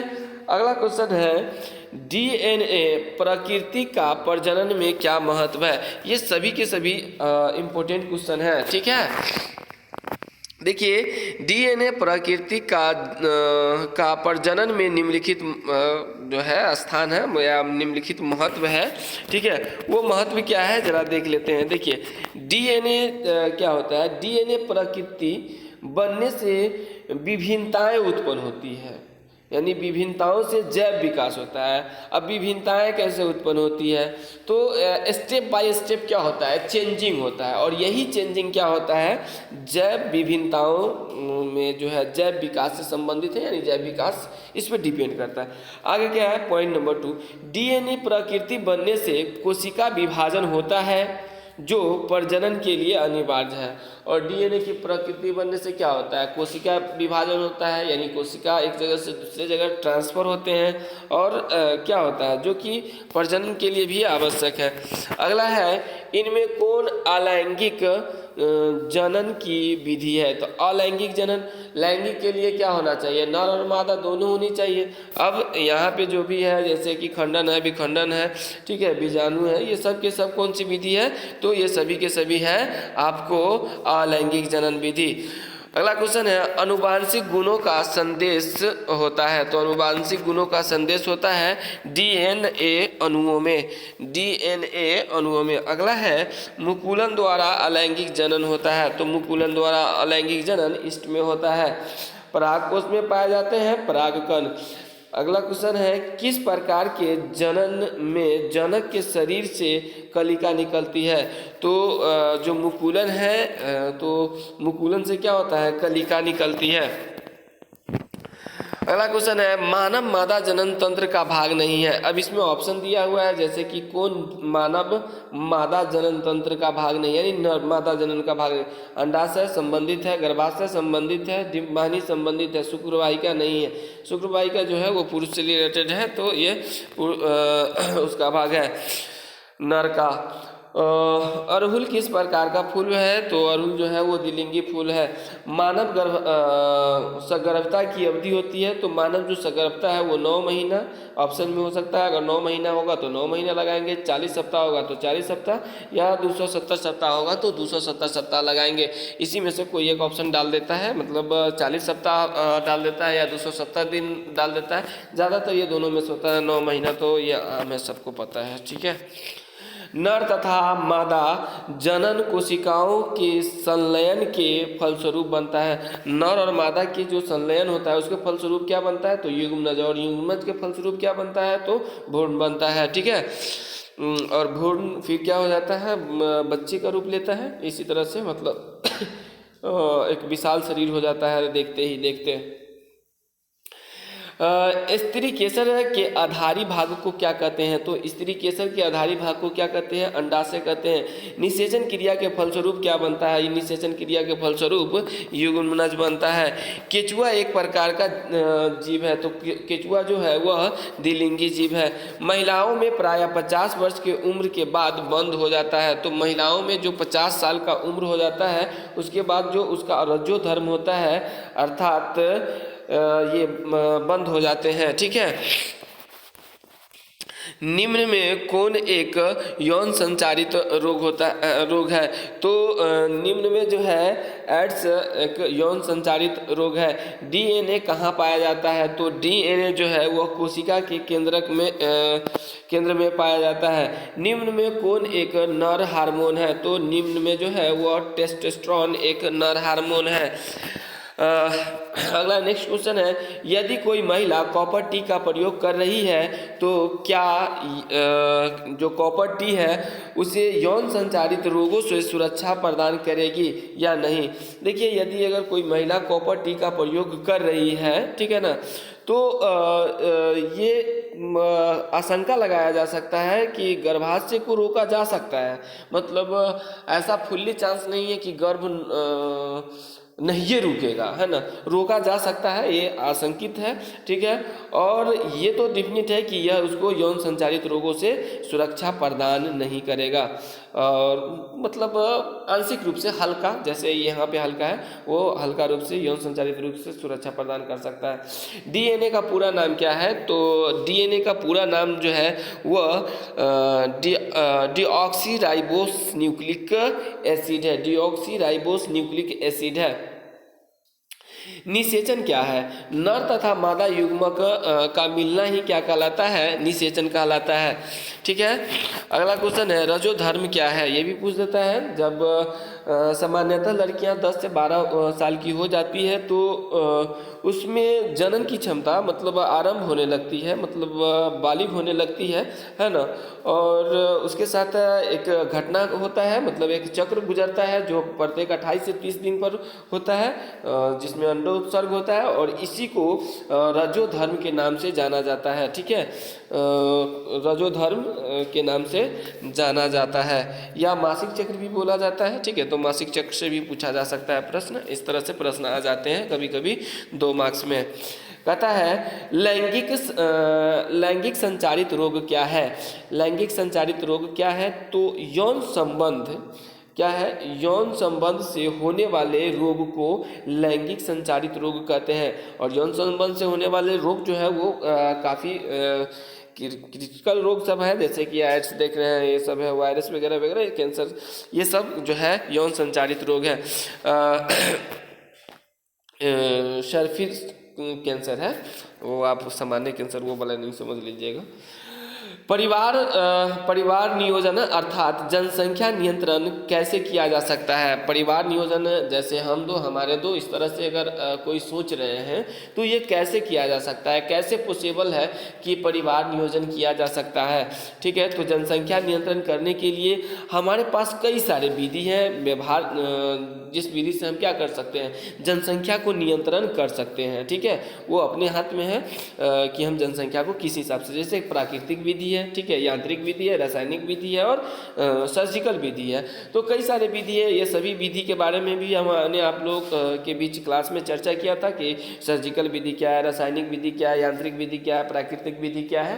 तो इस पे अगर ये 2 मार्क्स में आएगा तो इस तरह से हम लिख सकते हैं। अगर 5 मार्क्स में आएगा तो हम सभी विधि के ऊपर चर्चा करेंगे कि सभी विधि का क्या क्या कार्य है, किस विधि के अनुसार हमें किस हिसाब से मतलब जनसंख्या नियंत्रण करना चाहिए, उसमें किस हिसाब से बताया गया है। जैसे सर्जिकल विधि में क्या किया गया है, ऑपरेशन के बारे में दिया गया है, या महिला हो तब या पुरुष हो। तो फिर रासायनिक विधि में दवा के बारे में दिया गया है, यांत्रिक विधि में कंडोम वगैरह इस सब के बारे में दिया, प्राकृतिक विधि में भी मतलब सबका एक अलग टाइप दे दिया गया है, ठीक है। आगे दिया है जनसंख्या नियंत्रण के लिए व्यवहार के लिए लाए जाने वाले विभिन्न उपयोगों का वर्णन करें। देखिए ये इसको यहाँ पटक ही दिया। जनसंख्या नियंत्रण के लिए व्यवहार में लाए जाने वाले विभिन्न उपाय निम्नलिखित है। देखिए प्राकृतिक विधि में क्या होता है कि स्त्री की योनि में वीर्य को प्रवेश नहीं होने देना, ये प्राकृतिक विधि में आता है। जब तक मतलब उस कंडीशन होता है तो उस समय मतलब नहीं किया। चलिए आगे चलते हैं। फिर है उसी तरह से विभिन्न जनसंख्या नियंत्रण के लिए व्यवहार में लाए जाने वाले विभिन्न मतलब सभी को प्रयोग सभी विधि के बारे में चर्चा करना है। यहाँ पर एक लिखा हुआ है, आप इसके बारे में भी फिर नीचे इसको बढ़ा सकते हैं, क्योंकि सभी विधि के बारे में बोला गया है तो आप ये विधि सब हो जाएगा। जैसे प्राकृतिक विधि के बारे में वहाँ लिखा गया, दूसरा यांत्रिक विधि। इस विधि में क्या होता है कि जनसंख्या नियंत्रण करने के लिए यांत्रिक विधि द्वारा क्या है, जैसे कॉपर हो गया, कॉन्डम हो गया वगैरह इस सब का प्रयोग किया जाता है। और फिर रासायनिक विधि में जो है दवा का विभिन्न तरह के रसायन से बने हुए जो दवा होता है उसका उपयोग कर लेने से भी क्या होता है कि नहीं जनसंख्या नहीं बढ़ते हैं, बच्चे नहीं होते हैं। फिर सर्जिकल विधि होता है जो मतलब ऑपरेशन करा लिए जाते हैं। अगर हमारे दो इस तरह के मतलब है या 2 3 4 वो तो आपकी इच्छा होती है मतलब तो इस हिसाब से क्या है तो सर्जिकल विधि होता है। तो उसको ऑपरेशन क्या करते हैं, सर्जिकल कर लिया जाता है तो नहीं होता है। चलिए आगे चलते हैं।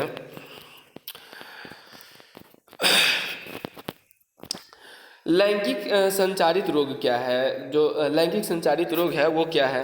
तो यौन संबंध से होने वाले जो रोग है वो लैंगिक संचारित रोग कहलाते हैं। मैं तो इस पर चर्चा कर ही दिया था, शायद आगे है, हाँ वो नीचे आ गया था बाय मिस्टेक। अच्छा उस विधि का सभी का वर्णन है यहाँ पे, आप इसको देख सकते हैं।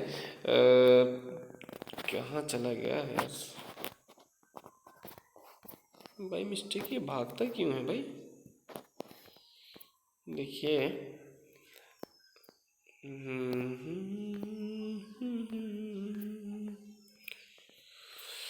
तो यांत्रिक विधि ये 5 नंबर का आता है, इसलिए लिखा गया है यांत्रिक विधि, रासायनिक विधि और सर्जिकल विधि, ठीक है। एक क्वेश्चन है पुष्प में जो पुष्पी है, पुष्पी पौधे में निषेचन क्रिया का सचित्र वर्णन करना है। तो जो ये पुष्पी पौधे हैं इसका सचित्र वर्णन है, ऊपर यहाँ दिखाया गया है। ये पराग कौन है, ठीक है ना, वर्तिकाग्र है, इसको वर्तिकाग्र ये तीर मारकर आप दिखा देंगे इसको, ठीक है। फिर नीचे में जो है यहाँ पे बीजांड है, अंडा उसका अंडाशय है, ठीक है, दिखाकर उसको क्या कर देना है, चर्चा कर देना है थोड़ा सा। अगला क्वेश्चन है लैंगिक जनन और अलैंगिक जनन में क्या अंतर है। तो लैंगिक जनन और अलैंगिक जनन में निम्नलिखित अंतर है। एक तरफ लैंगिक जनन बना देंगे, दूसरी तरफ अलैंगिक जनन बना देंगे। लैंगिक जनन में क्या होता है तो इसमें नर और मादा का होना आवश्यक है, इसमें नर और मादा का होना आवश्यक नहीं है। इसमें क्या होता है निषेचन होता है और इसमें निषेचन नहीं होता है, ठीक है। उसके बाद जो है इसमें क्या होता है निषेचन क्रिया के फलस्वरूप मतलब निषेचन क्रिया के बाद जो होता है इसमें भ्रूण बनता है, मतलब भ्रूण हो जाता है और इसमें भ्रूण का निर्माण हो जाता है। सॉरी इसमें भ्रूण का निर्माण नहीं होता है, ठीक है, इसमें भ्रूण का निर्माण नहीं होता है। चलिए अब हम लोग चलते हैं अगला चैप्टर है आनुवांशिकता एवं जैव विकास। क्या है अगला चैप्टर है आनुवांशिकता एवं जैव विकास। ये चौथा चैप्टर है शायद। किसी जीव क्या है, कहता है किसी जीव की जीनी संरचना क्या कहलाता है, तो जीनी संरचना क्या कहलाता है, जीन प्रारूप कहलाता है। पुरुषों में क्रोमोसोम होते हैं, तो पुरुषों में कौन सा क्रोमोसोम होता है, XY, और महिला में XX, ठीक है। पुरुष में जो या पुरुष रहे या मनुष्य भी आता है, जैसे मनुष्य में कितने जोड़ा क्रोमोसोम होते हैं, मनुष्य में 23 जोड़े क्रोमोसोम होते हैं। मनुष्य में कितने जोड़े क्रोमोसोम होते हैं, 23 जोड़ा। या इसको ऐसे पलट भी दिए जाते हैं कभी कभी, 23 दूना कितना हो गया, 46, यानी मनुष्य में कितने क्रोमोसोम होते हैं, तो वो 46, जोड़ा में पूछेगा तो 23, संख्या में डायरेक्ट पूछ देगा तो 46। अनुवांशिकी का पिता किसे कहा गया है, जो अनुवांशिकी है उसका पिता जो है ग्रेगर जॉन मेंडल को कहा गया है। ग्रेगर जॉन मेंडल साहब ने ही अनुवांशिकी की खोज किया था, ठीक है। क्वेश्चन नंबर 7 है, पक्षी तथा तितली के पंख उदाहरण है। तो पक्षी और तितली के पंख जो है वो असमजात अंग के उदाहरण है। हमारा हाथ तथा कुत्ते की अग्रपाद उदाहरण है, क्या चीज़ का, तो ये है समजात अंग का उदाहरण है। अफ्रीकी मानव का संबंध मतलब निकटतम संबंधी किससे है, तो वो चिंपैंजी से है। कहता है द ओरिजिन ऑफ स्पीसीज नामक पुस्तक किसने लिखा था, तो डार्विन ने लिखा था द ओरिजिन ऑफ स्पीसीज नामक पुस्तक, ठीक है। अगला क्वेश्चन है क्वेश्चन 11, लिंग क्रोमोसोम किसे कहते हैं, तो लिंग क्रोमोसोम किसे कहते हैं, तो 23वां जोड़ा को जो है वह लिंग क्रोमोसोम कहा जाता है। 23 से पहले जो जितने भी जोड़े होते हैं वो लिंग क्रोमोसोम नहीं कहलाते हैं, ठीक है, उसको ऑटोमस कहा जाता है, ठीक है। देखिए मनुष्य में 22 जोड़े क्रोमोसोम एक ही प्रकार के होते हैं, जिसे क्या कहते हैं, ऑटोसोम कहते हैं, ठीक है। क्या कहते हैं, ऑटोसोम कहते हैं, और 23वां जोड़ा को क्रोमोसोम कहा जाता है, लिंग क्रोमोसोम कहा जाता है। मेंडल ने अपने प्रयोग के लिए बगीचे में उगाए जाने वाले किस पौधों का चयन किया था, तो मेंडल ने अपने बगीचे में साधारण मटर के पौधे का चयन किया था। उपारजाति लक्षणों का वंशागति सिद्धांत किसका है, तो लैंडमार्क का है यह। क्वेश्चन नंबर 15 है, एक ही प्रजातियों के बीच आपस में प्रजनन क्या कहलाता है, एक ही प्रजाति के बीच आपस में प्रजनन जो है वह अंतःप्रजनन कहलाता है। जीवों की उत्पत्ति से पहले पृथ्वी पर क्या नहीं था, तो जीवों की उत्पत्ति से पहले पृथ्वी पर क्या नहीं था, तो कार्बन डाइऑक्साइड नहीं था, नाइट्रोजन नहीं था, ऑक्सीजन नहीं था, ये उत्पत्ति से पहले नहीं था कुछ। चलिए विकासीय दृष्टिकोण से हमारी सबसे अधिक किससे समानता है, तो चिंपैंजी से है, ठीक है, चिंपैंजी से है। किससे है, चिंपैंजी से है। मनुष्य का वैज्ञानिक नाम क्या है, तो मनुष्य का वैज्ञानिक नाम है होमोसेपियंस। मनुष्य का वैज्ञानिक नाम क्या है, होमोसेपियंस। मेंडल ने अपने प्रयोग के लिए कितने विकल्पित लक्षणों का अध्ययन किया, मेंडल ने अपने प्रयोग के लिए 7 वैकल्पिक लक्षणों का अध्ययन किया। कीटों के पंख और चमगादड़ के पंख किस तरह के अंग का उदाहरण है, तो कीटों के पंख और चमगादड़ के पंख समृद्धि अंग के उदाहरण है। अति लघु उत्तर, ये प्रश्न में चलेंगे। डीएनए का पूरा नाम क्या है, डीऑक्सीराइबोस न्यूक्लिक एसिड, ठीक है। अगला क्वेश्चन है, लिंग गुणसूत्र क्या है। मानव में कुल 23 जोड़े लिंग गुणसूत्र होते हैं। इसमें से सबसे अंतिम जोड़ा यानी अर्थात 23वां जोड़ा को लिंग गुणसूत्र कहा जाता है। कैवा जोड़ा को, 23वां जोड़ा को। इसी से मानव में स्त्री या पुरुष जो होता है जन्म लेता है, इसी से पता चलता है कि पुरुष है या स्त्री है, ठीक है। ऑटोसोम्स किसे कहते हैं, तो आपको पता है कि मानव में जो है कुल 23 जोड़ा होता है, और 23 जोड़ा से पहले 22 जोड़ा तक के जितने भी गुणसूत्र हैं वह सभी के सभी क्या कहलाते हैं, ऑटोसोम्स कहलाते हैं। अगला क्वेश्चन है, जीन को परिभाषित कीजिए। तो जीन किसको कहते हैं, तो डीएनए की क्रियात्मक इकाई को जीन कहते हैं, या जीन अनुवांशिकी की वह इकाई है जो पैतृक गुणों को संतानों में स्थानांतरित करता है। संतानों में क्या करते हैं, स्थानांतरित करते हैं, तो जीन कहलाते हैं। अगला है समृद्धि अंग के उदाहरण सहित स्पष्ट कीजिए।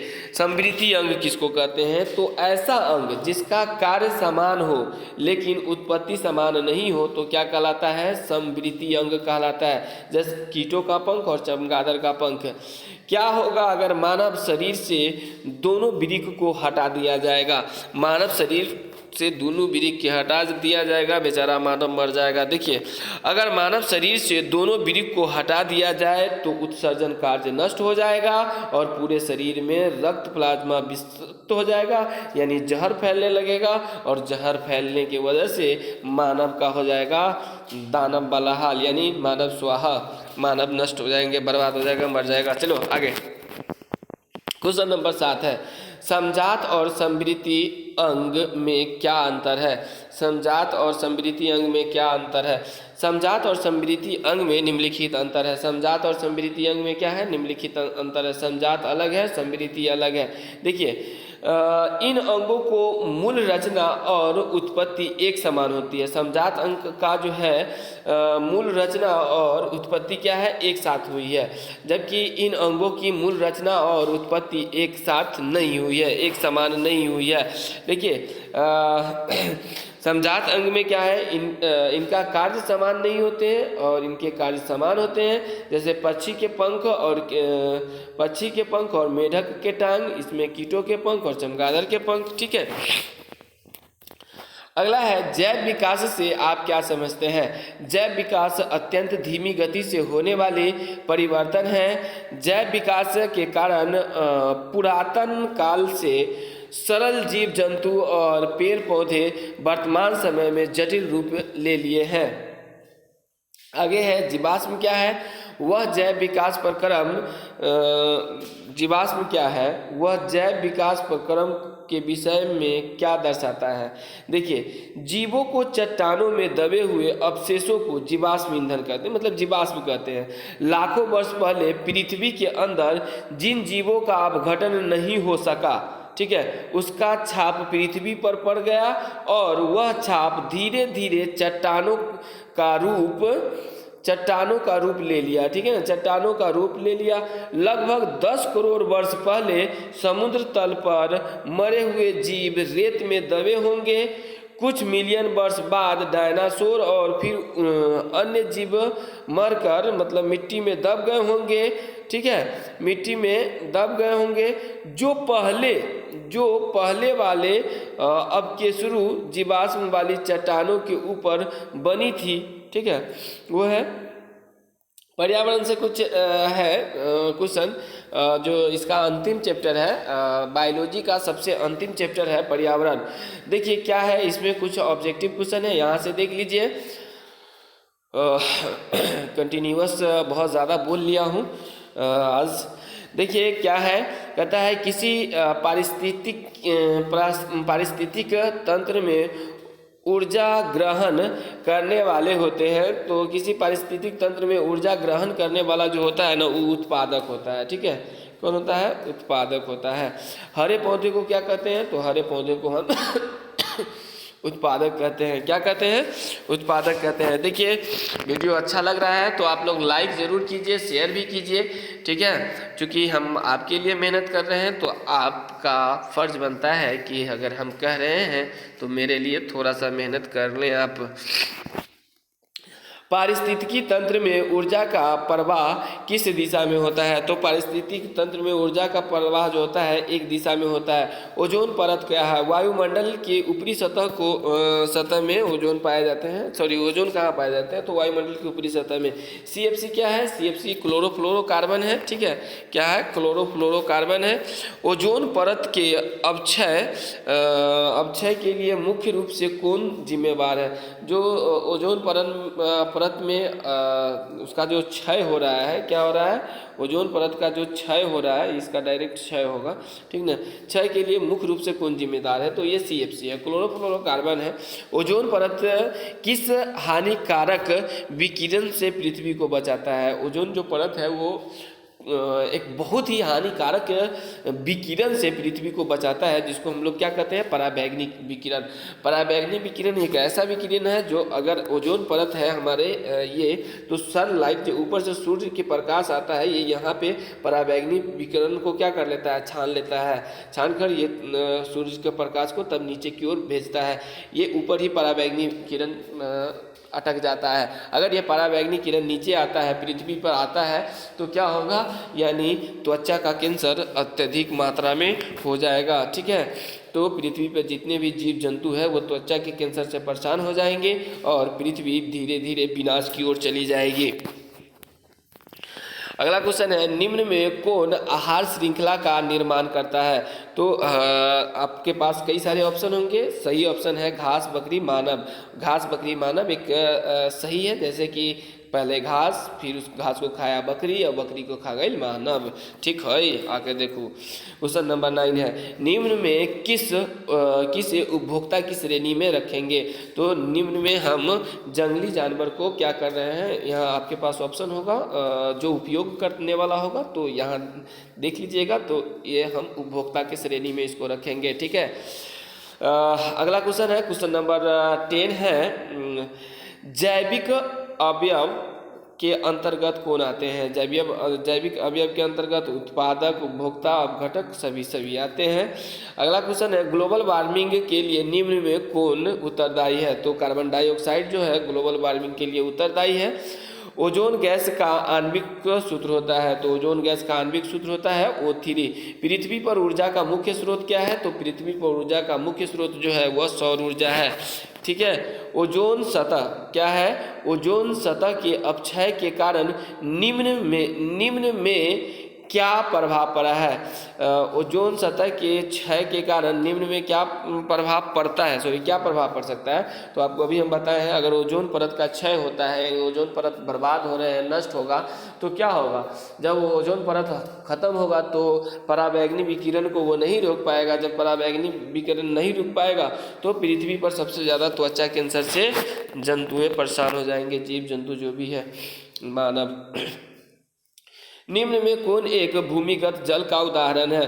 तो कुआं जो है वह भूमिगत जल का उदाहरण है, क्योंकि नदी जो है वो भूमिगत जल का उदाहरण नहीं है, तालाब भूमिगत जल का उदाहरण नहीं है और समुद्र भूमिगत जल का उदाहरण नहीं है।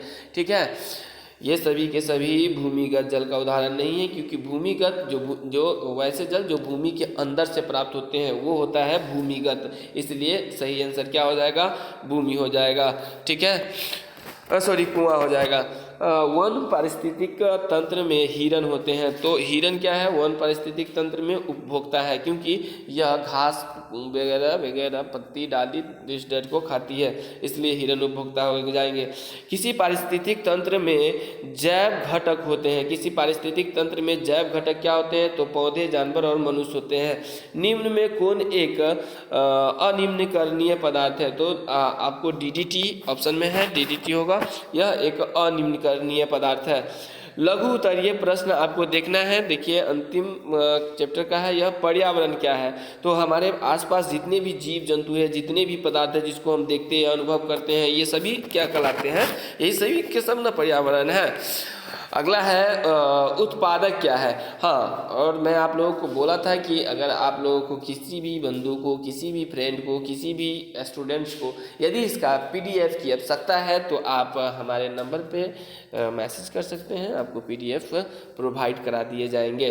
ठीक है, उत्पादक क्या है? कहता है ऐसे जीव जो अपना भोजन स्वयं बनाने की क्षमता रखता हो उसे उत्पादक कहते हैं।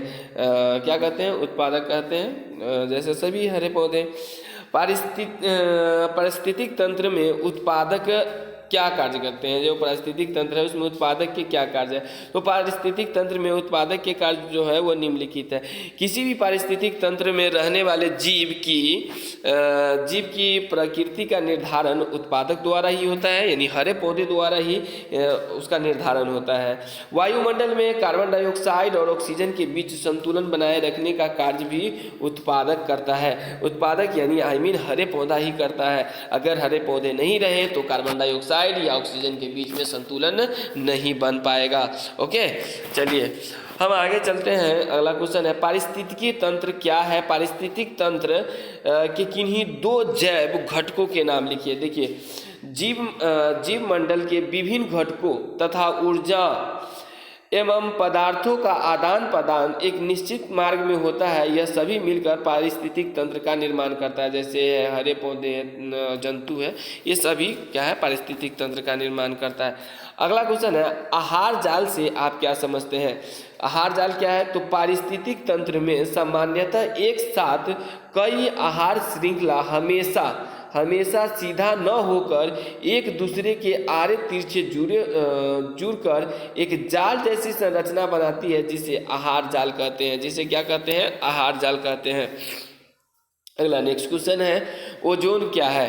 कहता है यह किसी पारितंत्र को किस प्रकार प्रभावित करता है? ओजोन क्या है? यह किसी भी पारितंत्र को किस प्रकार प्रभावित करती है? तो देखिए,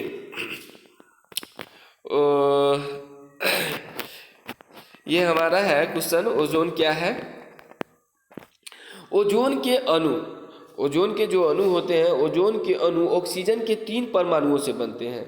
यह वायुमंडल के यानी O3 होता है, ठीक है ना, ओजोन का 3 अणु से बनता है। ऊपरी सतह में पाया जाता है, यह वायुमंडल के सबसे ऊपरी सतह में पाया जाता है। कौन? तो ओजोन पाया जाता है, ठीक है, पाया जाता है। यह सूर्य से आने वाली पराबैंगनी विकिरणों को क्या करता है? रोकता है, मतलब पृथ्वी पर नहीं आने देता, उससे पृथ्वी को सुरक्षा प्रदान करता है। और पराबैंगनी किरण जो है वो जीवों के लिए बहुत ही काफ़ी बहुत ज़्यादा हानिकारक है, समझे?